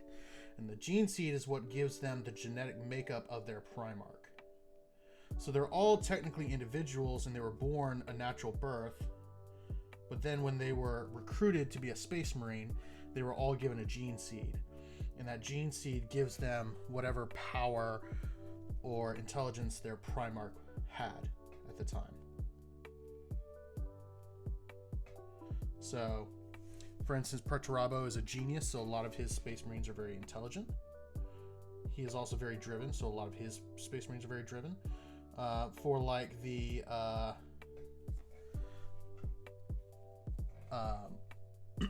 Ultramarines, you know, their Primarch Rabute Guilliman is very kind of oriented towards kind of government, I guess you could say, and logistics.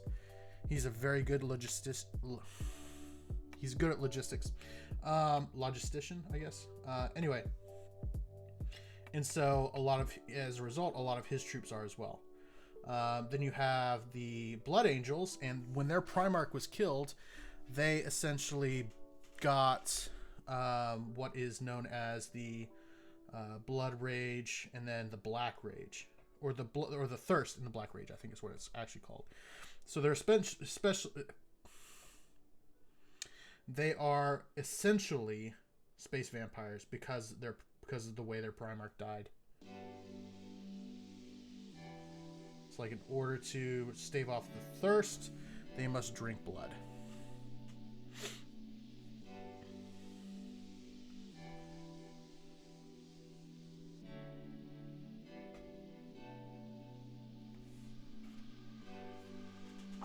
Genetically engineered heresy. Yep.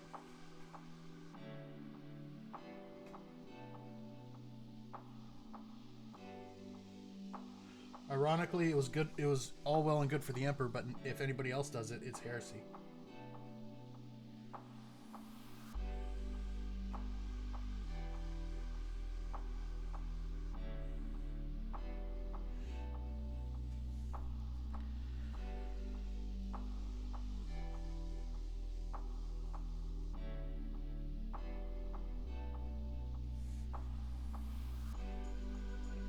I'm gonna have to do a lot of weathering on this boy once he's all painted.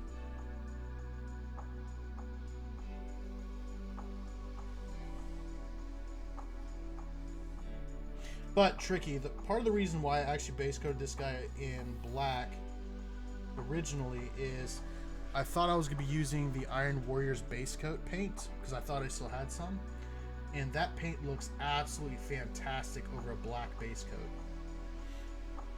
At least in my experience. And so I was going to use a black base coat for everything else. But turns out I did not have any left. So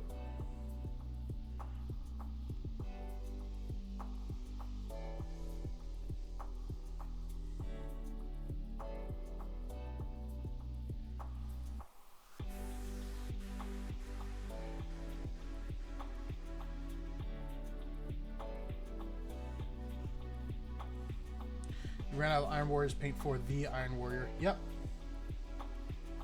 Sure as heck did.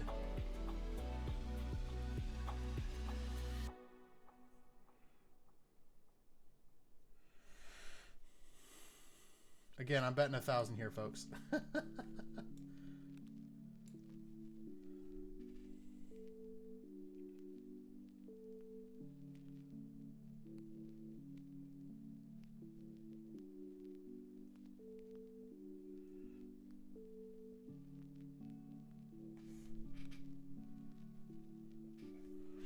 It's just a slightly different tone, pretty much. It's slightly darker, and it kind of tips more towards red, whereas this tips a little bit more towards blue. But I'll be able to fix that by doing a sepia wash on the golds to kind of give it that red hue, and then a brown wash to kind of move it a little bit darker. And then eventually a Nuln Oil wash to really push it back to that darker tone that you get from the Iron Warriors base coat.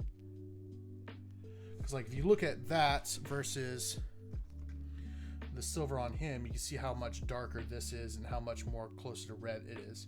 But I'll be able to get that same tone just by using different washes on him.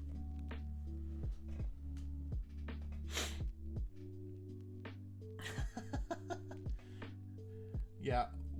Artist in big, gigantic air quotes, my friend.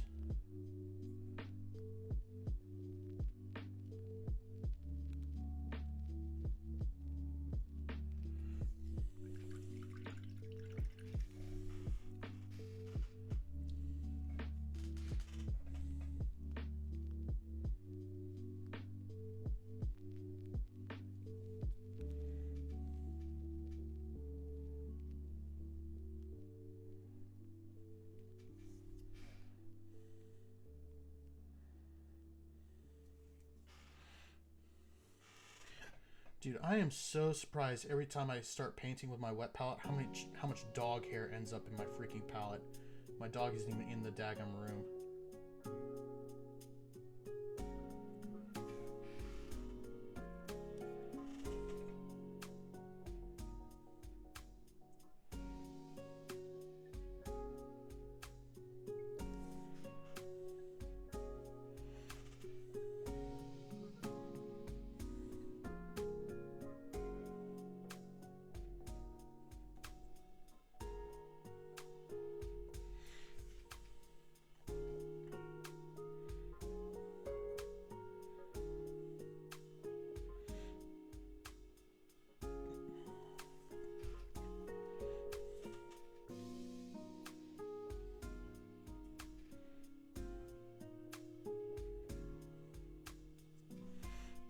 There we go.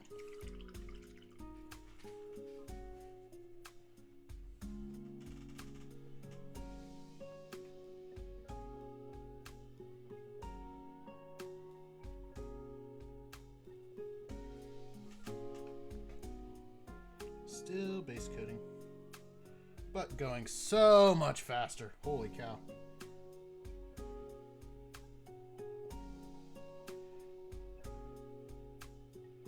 What I'm kind of having trouble with now is just the coverage of this particular paint. Because it is a very bright gold, it has a little bit less of a coverage just because bright colors always do poor over darker colors. It doesn't have to be like black, just any color that's darker. And obviously this silver tone is darker than this bright gold, and so it's having a little bit of trouble giving me good coverage. And the problem with that is the more coats I put on, the more likely we are to get a gloopy, gloppy finish.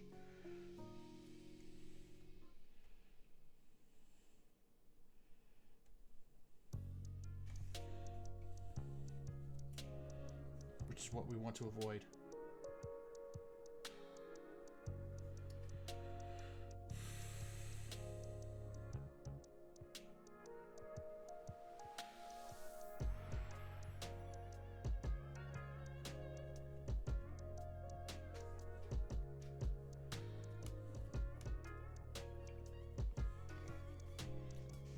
Let's go ahead and apply some black here to some certain places.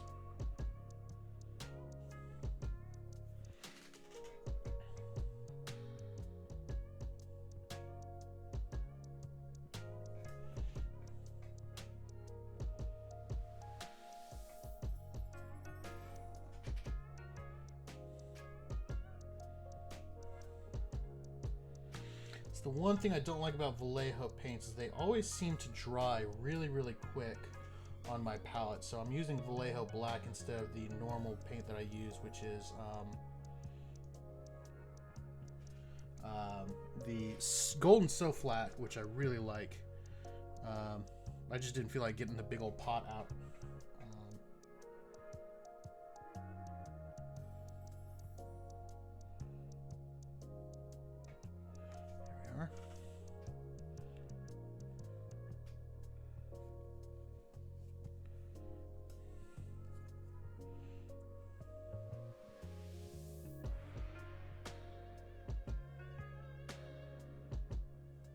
Cool.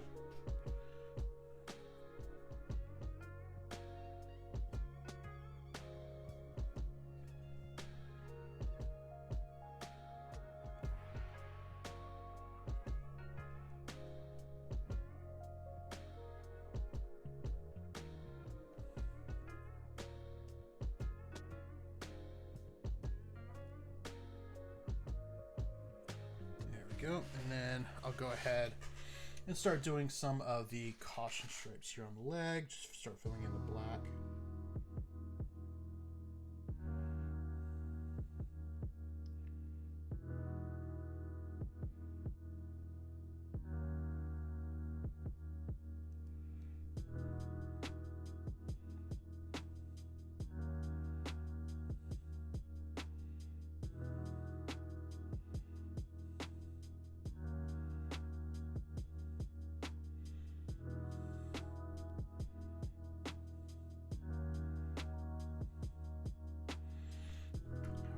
Do a little bit of cleanup after this, but that's okay.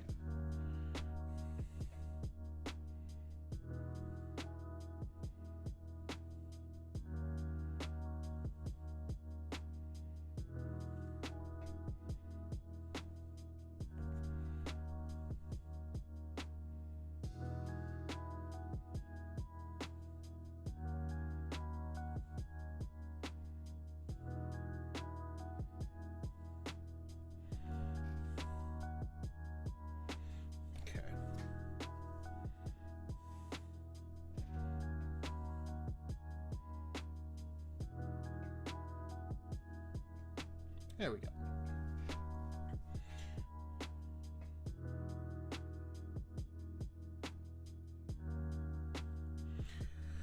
So the display base is even bigger than that, right? Will you paint it up at the same time, or is it mostly for gaming basing? So the issue that I ran into with the display base, I want to paint it, but supposedly It was supposed to be like, hey, you get this base for gaming, but you also have this base that you can use to display it with, and then you could just remove the base for gaming and only use the base for display when you want to display it. Not the case. If you build the display base and like lock everything in and glue it shut, you won't be able to get the gaming base out. So you either have to just kind of push fit it together, which isn't exactly great for painting, or you have to glue it on, in which case it will be permanently attached and you wouldn't be able to use the gaming base. So I'll probably end up drilling holes and magnetizing it so that I can use it that way. But right now I'm not entirely sure if I'm going to, because that's a lot of work just to get a display base. When this like kind of scenic base is big enough and ornate enough, or I shouldn't say ornate, and detailed enough to where it would still look really good on display. So I don't feel like I need the full display base. But at the same time, with the amount of money I paid for this freaking model, I want to use every bit of it.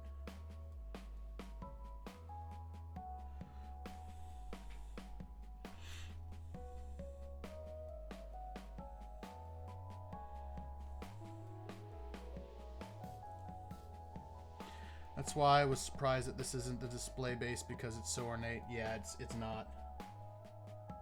This is actually the gaming base. The display base is in pieces right now, but I can grab it. So this is the display base. Right there. Those are all the pieces to it. So essentially the way it fits in is this will lock in here. This would lock in here. Like so. And then I'm not entirely sure where this piece fits in, but it would fit into like something like that and help cover up some of this stuff. And then this base here would like lock into that and sit on top of that. So it makes it a little bit wider, but it doesn't make it any more or less ornate, if I'm honest. And again, I think ornate is maybe the wrong word. Maybe detailed is a better word.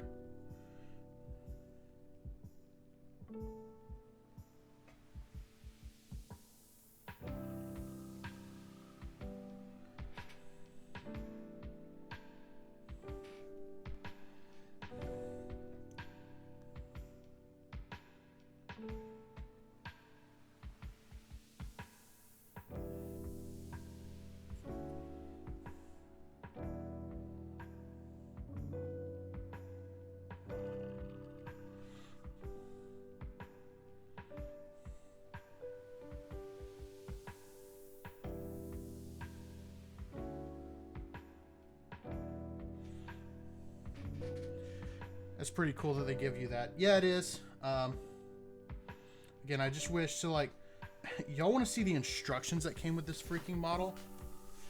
So, I've already shown you all the box that came in. Where's the box? There it is. And then it came in like 2 separate blister packs. And then these are the instructions that it came with. Y'all ready for this? So that's the like thing that you see when you first get it. And those are the instructions. That's all you have. Like QR code that says go here for more instructions is a broken link. That's literally all you get.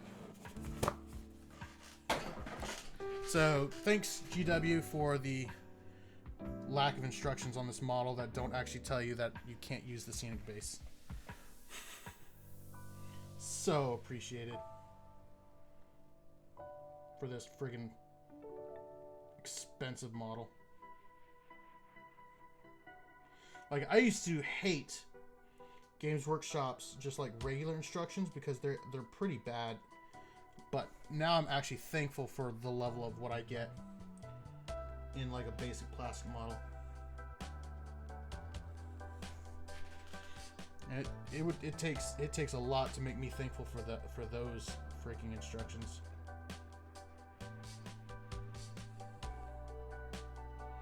So I swear, the instruction manual for their knights are the worst.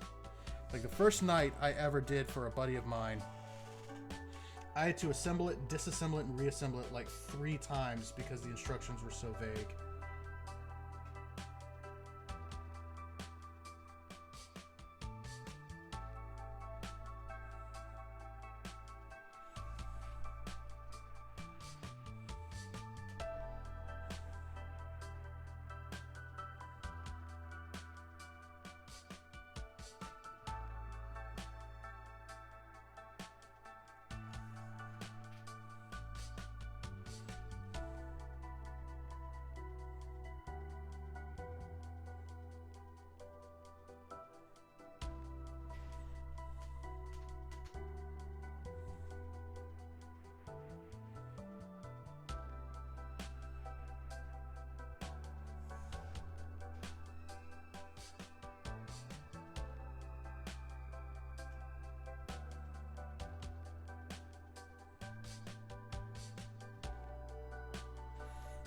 Go.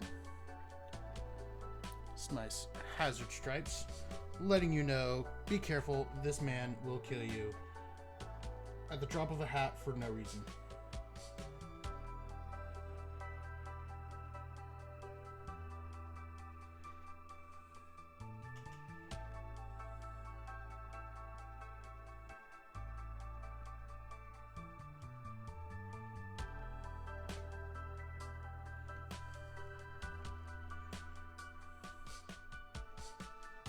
Mostly because he just threw a temper tantrum. Because he's a petulant man-child.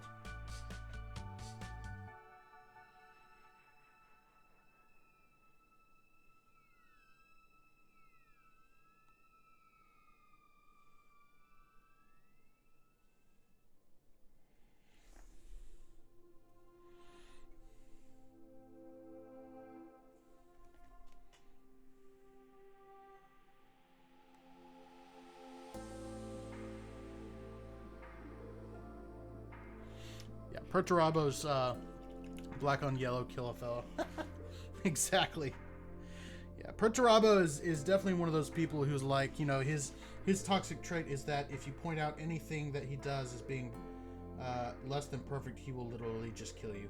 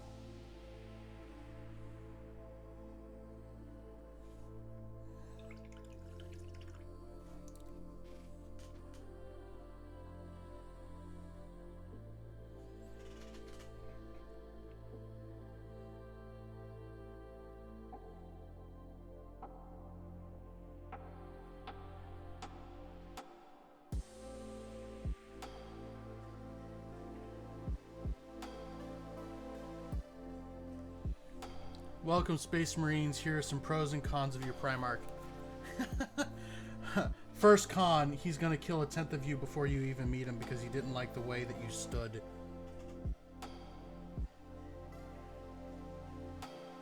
You weren't perfect, so I'm going to kill 1/10 of all of you.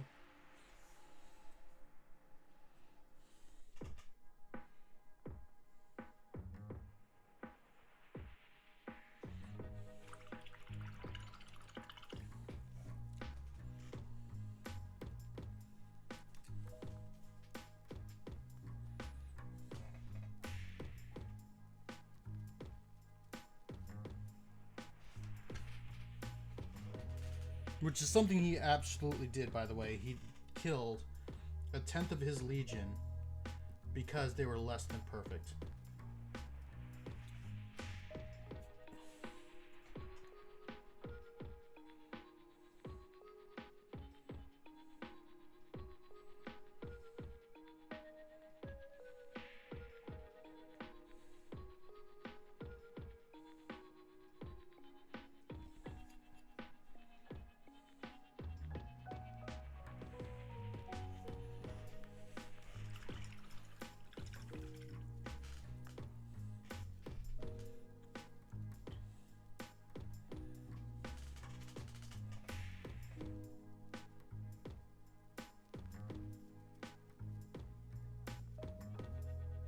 Now you may be asking yourself, Stormer, sounds like you don't like Perturabo that much. Because it's kind of a terrible person. It's like, all right, cool. Why do you play Iron Warriors? Because they slap on the tabletop.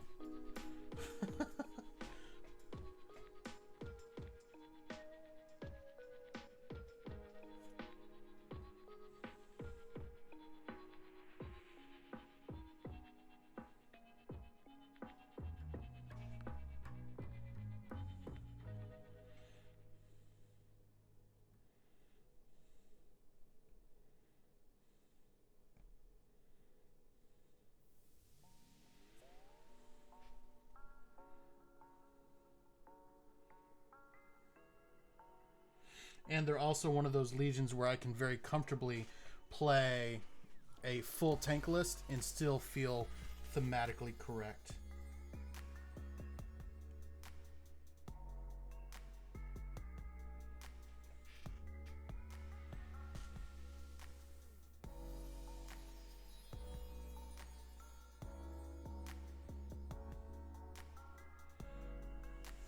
There's a lot of chapters you really don't want to be that 10th guy, and yeah.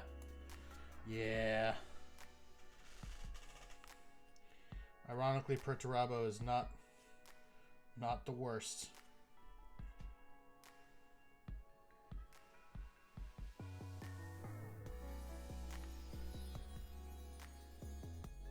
He's definitely one of the worst, but he is certainly not the worst. And Conrad Kurz isn't exactly a beacon of shining light either.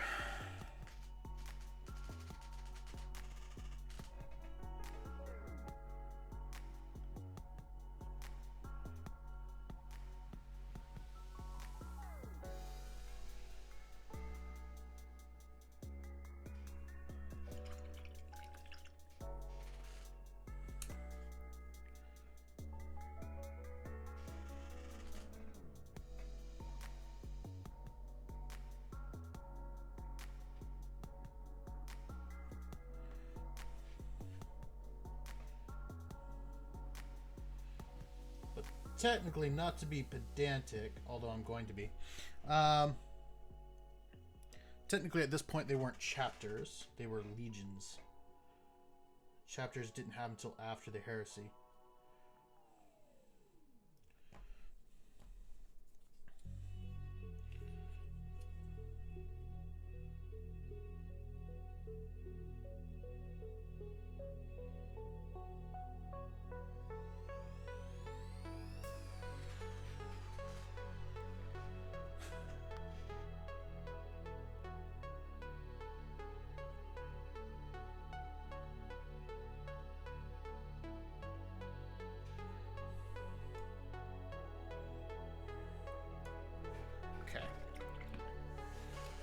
Go ahead and move over to copper, which is going to be the next color I use here.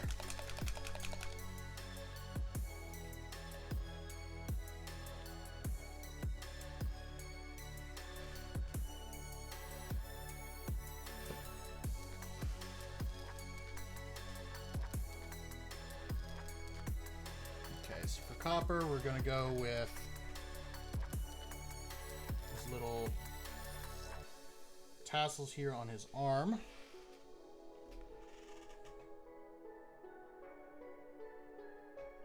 His little tabard here.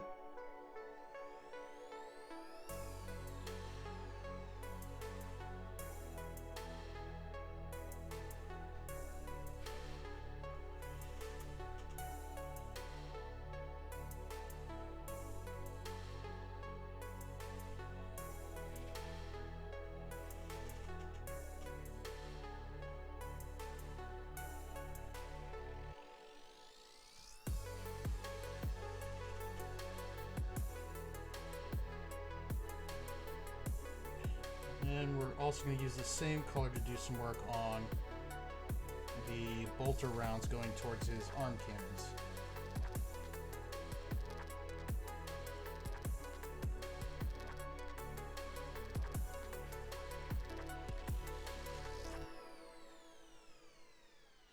Because in the artwork, there's kind of two things here. There's like the center where all the actual brass is, and then there's the actual chain carrying them. They're like two different shades.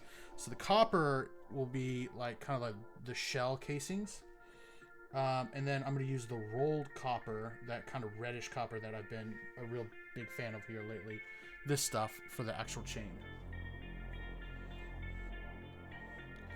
I pray the Emperor forgives. Well, the Emperor doesn't know because he is not omniscient. He is but a dead corpse of a god.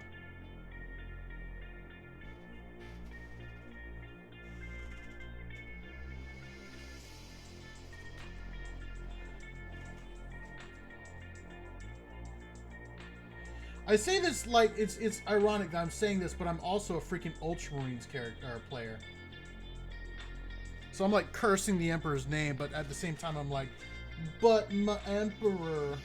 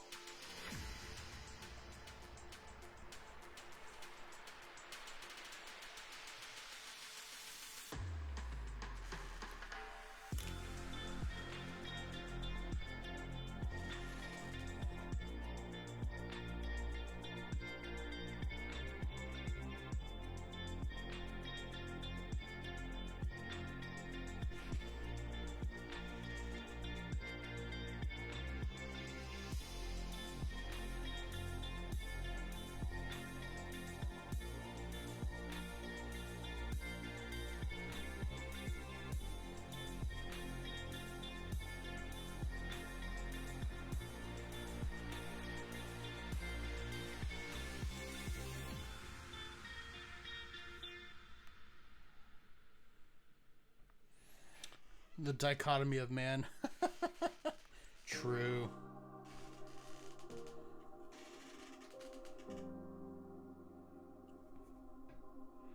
I play both against the Emperor and for the Emperor.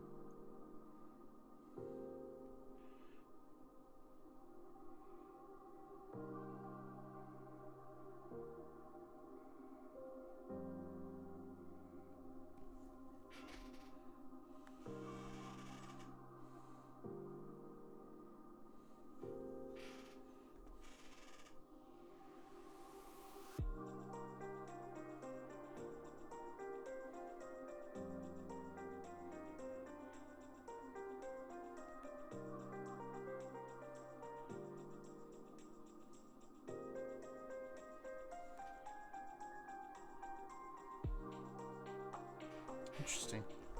Just found a hole in one of the links here.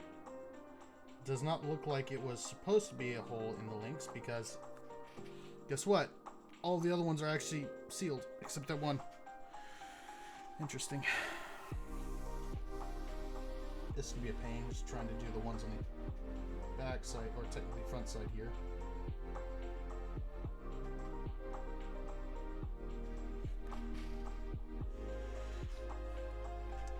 I don't want to do everything for the Emperor, but it would be nice if he noticed what I did do for him exactly.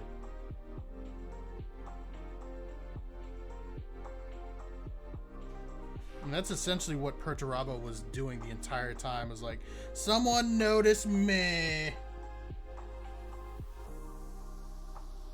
And then he would get all pissed off when nobody did. It's funny, Perturabo curses his time on Olympia, but I really do feel like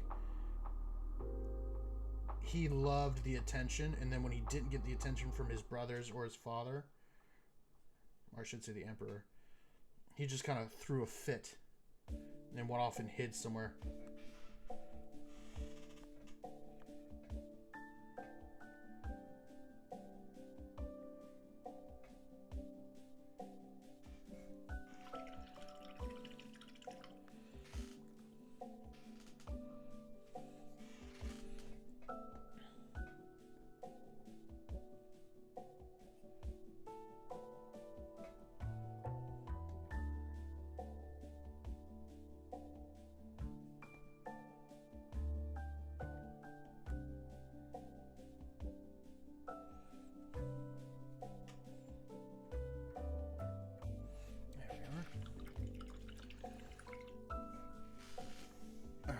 now I'm going to use the same brass color to do all the little bumps here.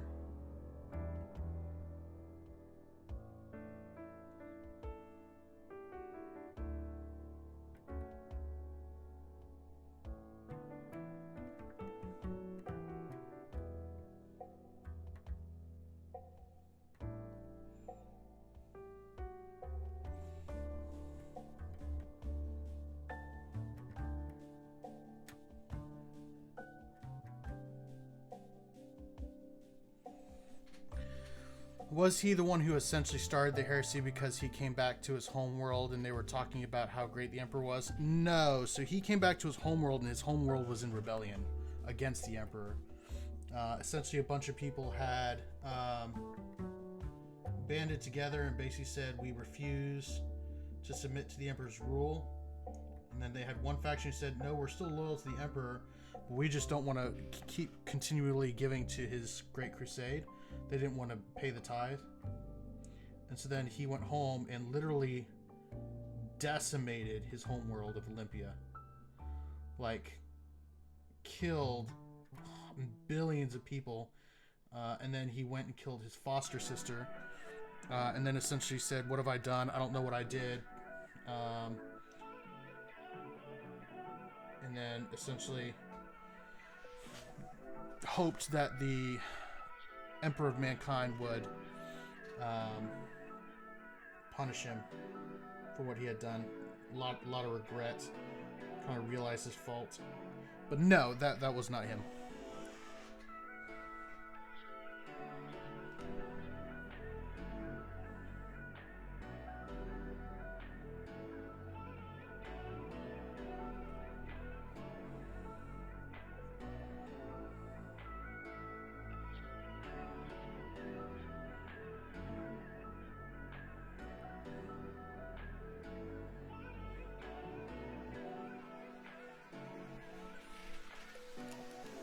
Yeah, he went back to Olympia, saw his foster sister. Basically was like, his foster sister's like, hey, this whole place is rebelling because you're a petulant man-child. He's like, no, I'm not, and then killed her. And then immediately was like, oh crap, I am a petulant man-child. Regretted it, and then called off the attack on his homeworld that had already been underway for months.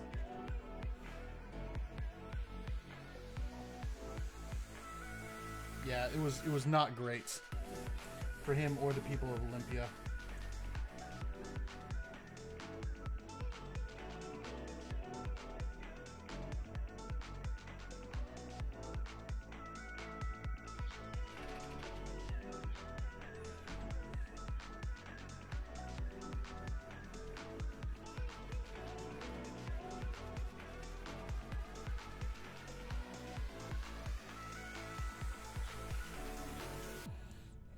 The story of Perturabo is it's not like Angron or where it's just like sad, but it's definitely not like Horus where it's like, Horus was really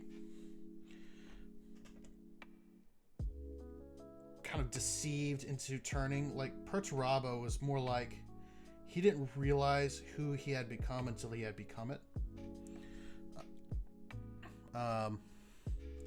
So, yeah.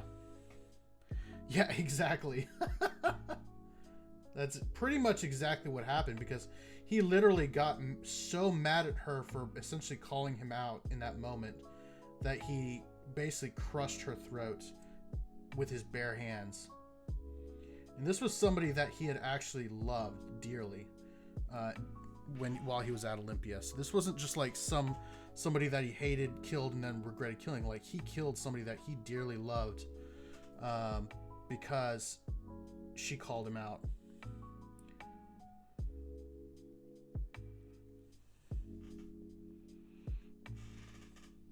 This is Perturabo,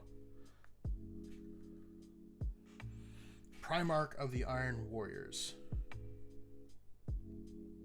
which is who we were just talking about, some of the lore that I just finished reading about him.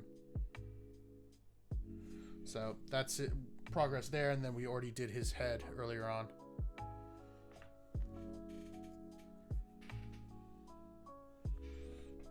This is my very first ever Forge World model too.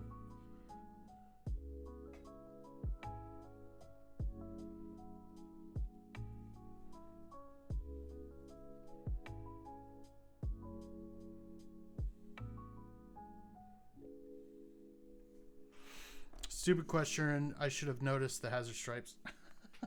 Nah, you're good.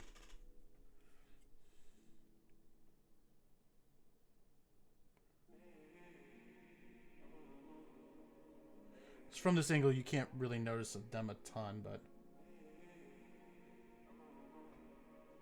yeah, I play Iron Warriors in Warhammer 30K, or Horus Heresy, depending on if you want to be proper or not. And I've been wanting to get my Primarch for a long time, and so I finally just kind of bit the bullet, paid the money, had it sent here, and yeah.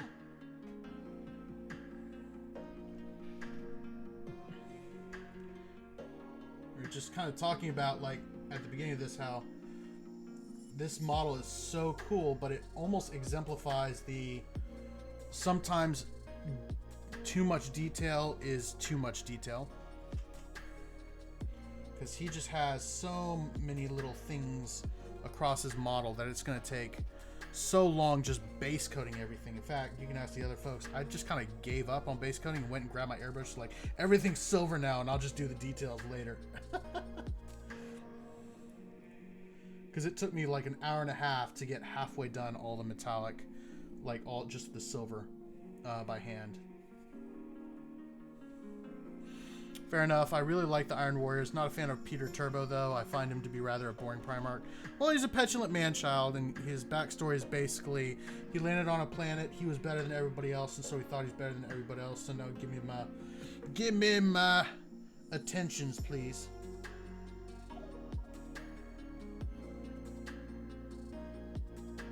And then when people don't give him his attention, he literally shuts himself up in his room and pouts.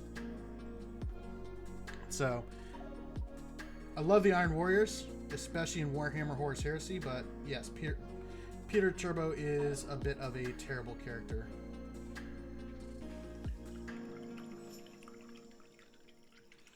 What are his rule lights? Any funky things that he does? First thing is that he's stupid tough. Like, he just has a straight up 2-up save, which is insane. He's a Primarch, so that's good, but having a 2-up save in Warhammer is, like, incredible. And it's not even an invuln, that's just his armor save. And then there's some other, I looked at it, there's some other things that he does really well. I'd have to go back and reread them, because I read them pretty much the moment I got the model. 2-up save is rather standard. Lord of Conflagration has a 2-up. Right, but I mean, not for... Are you talking Horus Heresy or 40k? Because 40k, there's a lot of 2-up saves, but Horus Heresy, I feel it's a little bit more rare. For an armor save, for an invuln save, there's a lot of stuff that has a plus 2-up armor save, or I'm sorry, invuln save, but not a ton have just a natural straight up like 2-up armor save in 30k.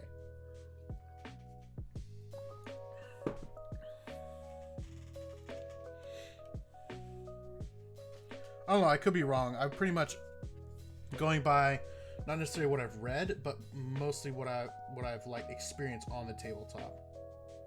So like I haven't read everyone's rules or every model's profile. There can certainly be other models with 2-up armor saves that aren't Primarchs or Lords of War.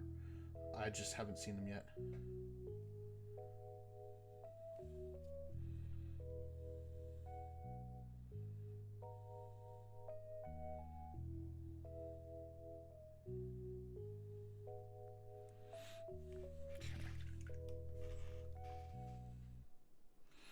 And then we got his little heat sinks on these guns to do in bronze.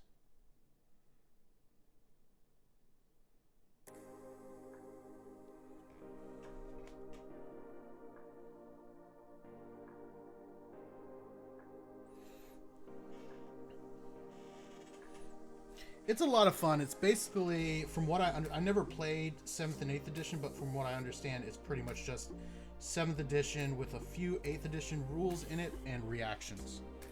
So instead of being like just I do everything and then you do everything, there are certain reactions that you can get, very similar to some of the stuff that you can do in Age of Sigmar.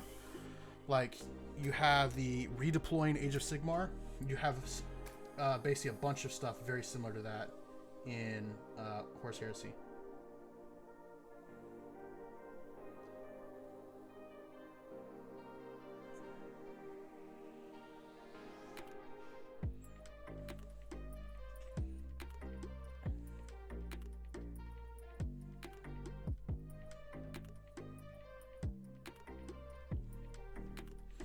That's kind of what they wanted to do with 10th edition, right? I don't know. I don't think they've released any of the the core rules for 10th yet, but I hope they do, because reactions are a lot of fun and they add a really cool dynamic to the game. Because it's like, do I really want to charge this person? Because I'm pretty sure all they're gonna do is, shoot back, right? So like, you have, of course, Overwatch in 9th edition. But now you also have shoot in Horus Heresy. You have shoot back. So if somebody shoots at you, you can then just shoot back as a reaction. And the way reactions work is you get a certain amount of reactions per phase, depending on your Primarch, or depending on your Lord of War, I should say. Your Warlord trait? Yeah, Warlord trait. So for instance, some of them might give you an extra reaction in the movement phase, or like my Lord of War allows me to shoot back specifically with my Warlord, but that does not count towards my total number of reactions. So while it doesn't give me an extra reaction, it gives me a free reaction, which is essentially the same thing.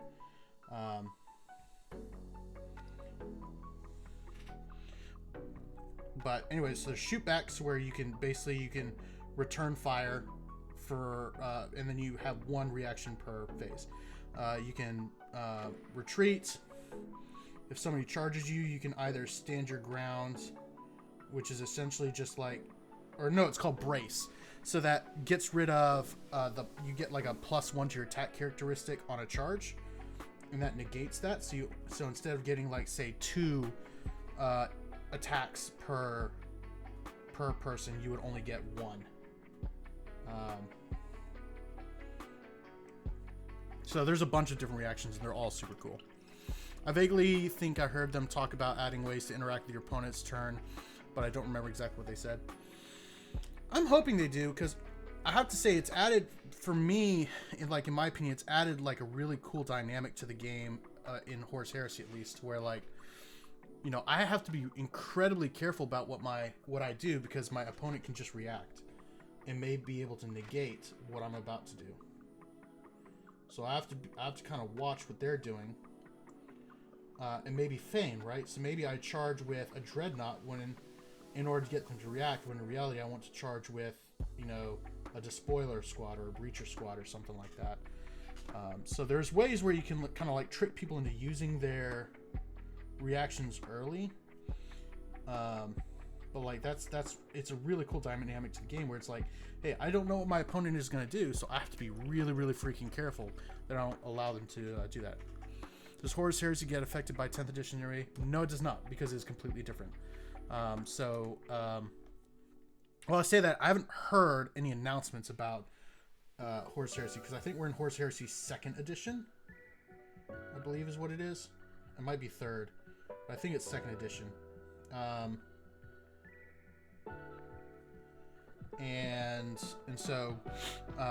But Horus Heresy is its own standalone game, so it shouldn't be affected at all by anything that happens in 40K. I do know the only thing that we're getting in this kind of round of releases is we're getting essentially a new campaign book, and that's it.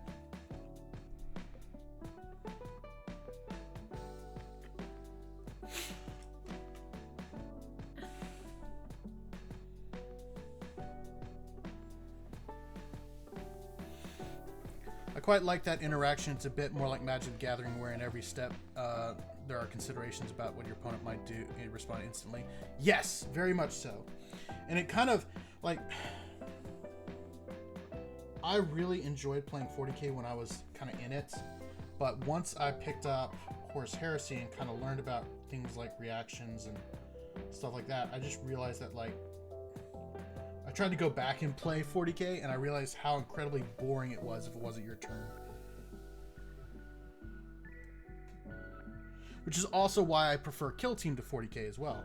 Because in Kill Team, it's, you know, I move one guy, you move one guy, I move one guy, you move one guy. So it's back and forth. It's not, I do everything that I can do, and then you do everything that you can do. And then while you do everything that you can do, I'm just standing here for freaking 20 minutes waiting on you. Right? So it's a lot less boring. So Horus Heresy is just set in stone rule-wise for the foreseeable future. I mean, obviously, like, it's subject to new additions. So it's not like more, you know, they're still supporting it as a game. But for this specific release cycle, they have not announced a new edition. So Horus Heresy is set for now.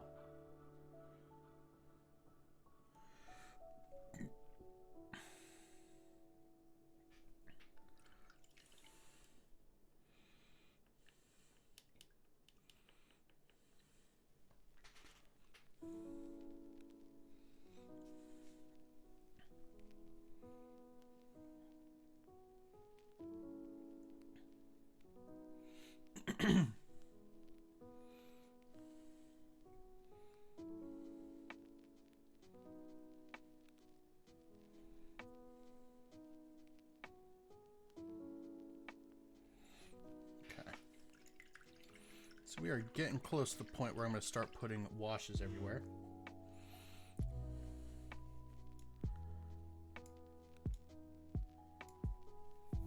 Yeah, that dynamic turn waiting could be especially pronounced in some matchups too, where it just feels like you literally just watch your opponent roll dice for 20 minutes and then you lift some models off the board. Yeah. And that's one of the worst things, right? Like when it's your opponent's turn and you know you're about to just get bodied and they get turn one. That is the absolute worst feeling in the freaking world.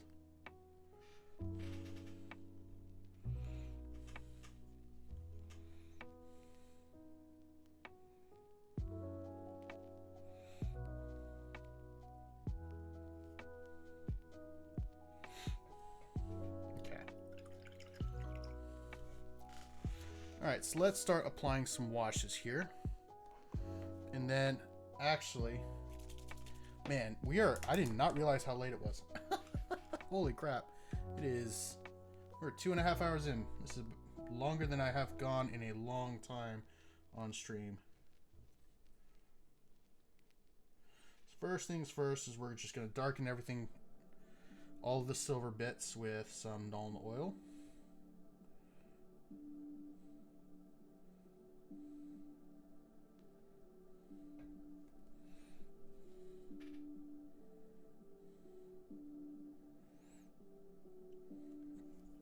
I'm not using Nuln Oil in this case as necessarily to make all the details pop.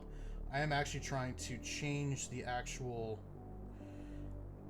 kind of texture, I guess you could say, of the paint and darken it a little bit so that I can get more that Iron Warriors tone that I'm going for.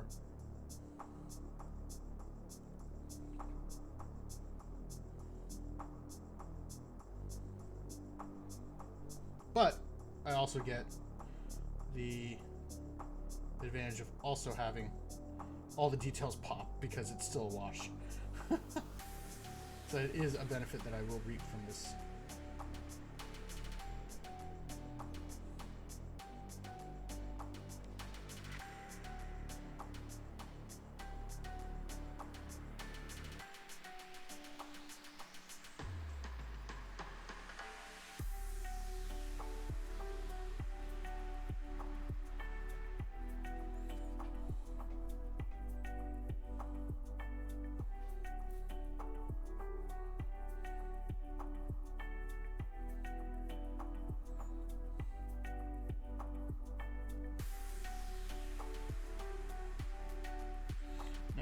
for me, I really prefer applying washes using one of my nicer brushes, just because natural hair tends to pick up liquid and hold on to the liquid a little bit better, and so you get a better, more consistent wash, I find, at least,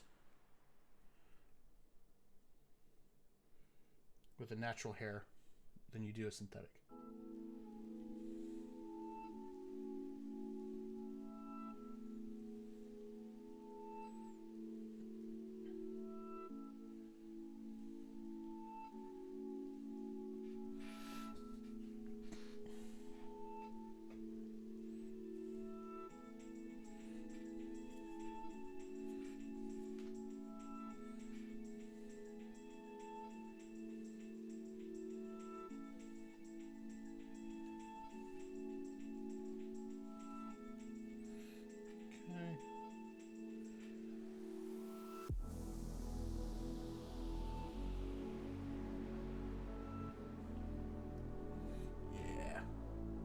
I don't know what it is about Nuln Oil, but Nuln Oil, in my mind and in my experience, just looks right over metallic paints. Like, I've used it over other, like normal standard paints, and it never really looks as good as it does over metallics specifically. I don't know if y'all have had that same experience, but I just feel like Nuln Oil was like made for metallic paints.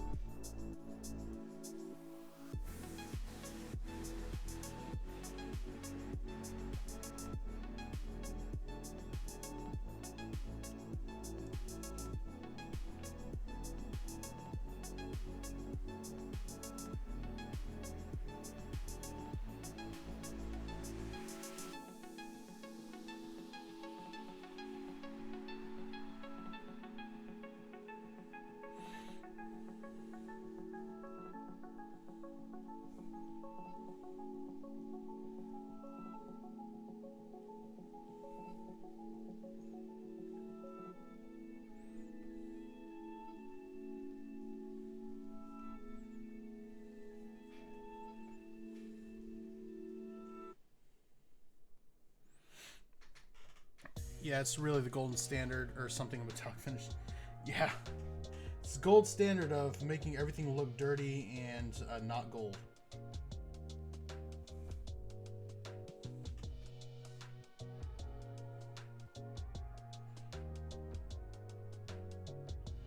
Yeah, I've definitely used other black washes, and I just keep coming back to Nuln Oil every time.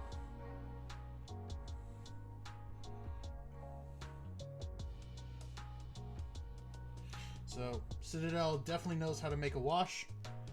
They cannot make a good metallic paint to save their lives, though. At least in my experience.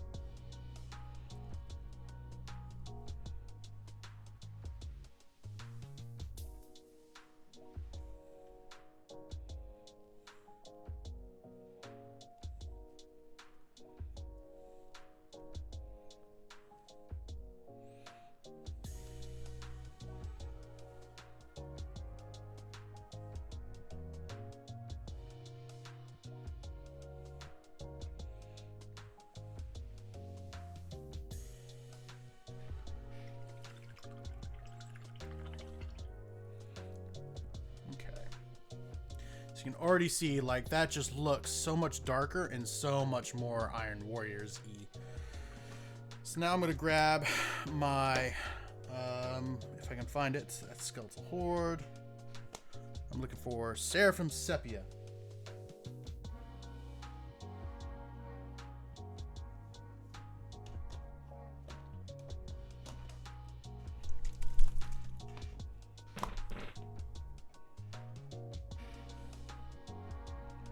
And this is what we're going to use on all of our gold.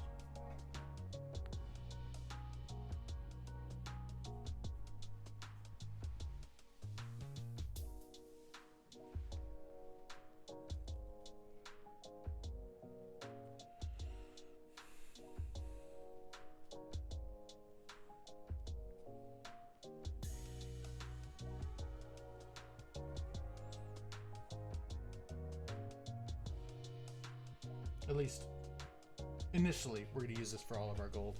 I'll probably come back again with some Agrax Earthshade to really knock down the shine a bit more. Move it a little bit more towards brown than red.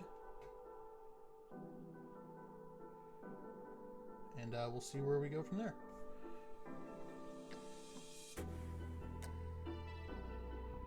I'm also going to use a little bit of Seraphim Sepia on all of my yellows here, just to kind of start making it look a little bit dirty.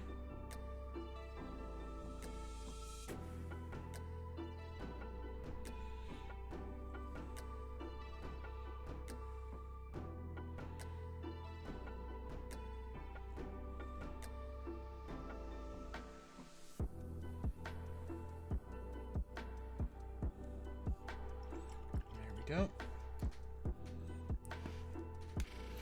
I say a little video when the video was like a PhD presentation of finding the ideal metallic paint formulas. I watched the video on a moment you had been talking to me about them in a little bit of detail after you've been talking to me. So now I understand some of the more things you've been speaking about. Yeah. They really are like, metallic paints are one of those like necessary evils in model painting. Like, there are very few that do them well. Very few companies that do metallic paints well. Part of that is just because they're hard to do right. So that's part of it. But anyway, so I do believe that is all the time we have for today, because it is almost midnight, so we have gone longer tonight than we have in a really long time. But I think old Peter Turbo is looking pretty daggum spiffy right now. We'll let all that wash dry, and we'll come back on... got hair in my mouth, what the heck? And we will strategically do spots of Agrax Earthshade on some of his armor as well, to start pushing it more towards that brownish reddish tone. And then we will start doing some, we still have to do all of the stuff on his hammer, and then some of the wear and tear, and then of course all the work on his base. So still got a ways to go, and so we will go ahead and end the stream there. As always, thank you, each and every one of you guys, for coming and hanging out. I love each and every one of you, and I hope you all have an absolutely fantastic evening. So long.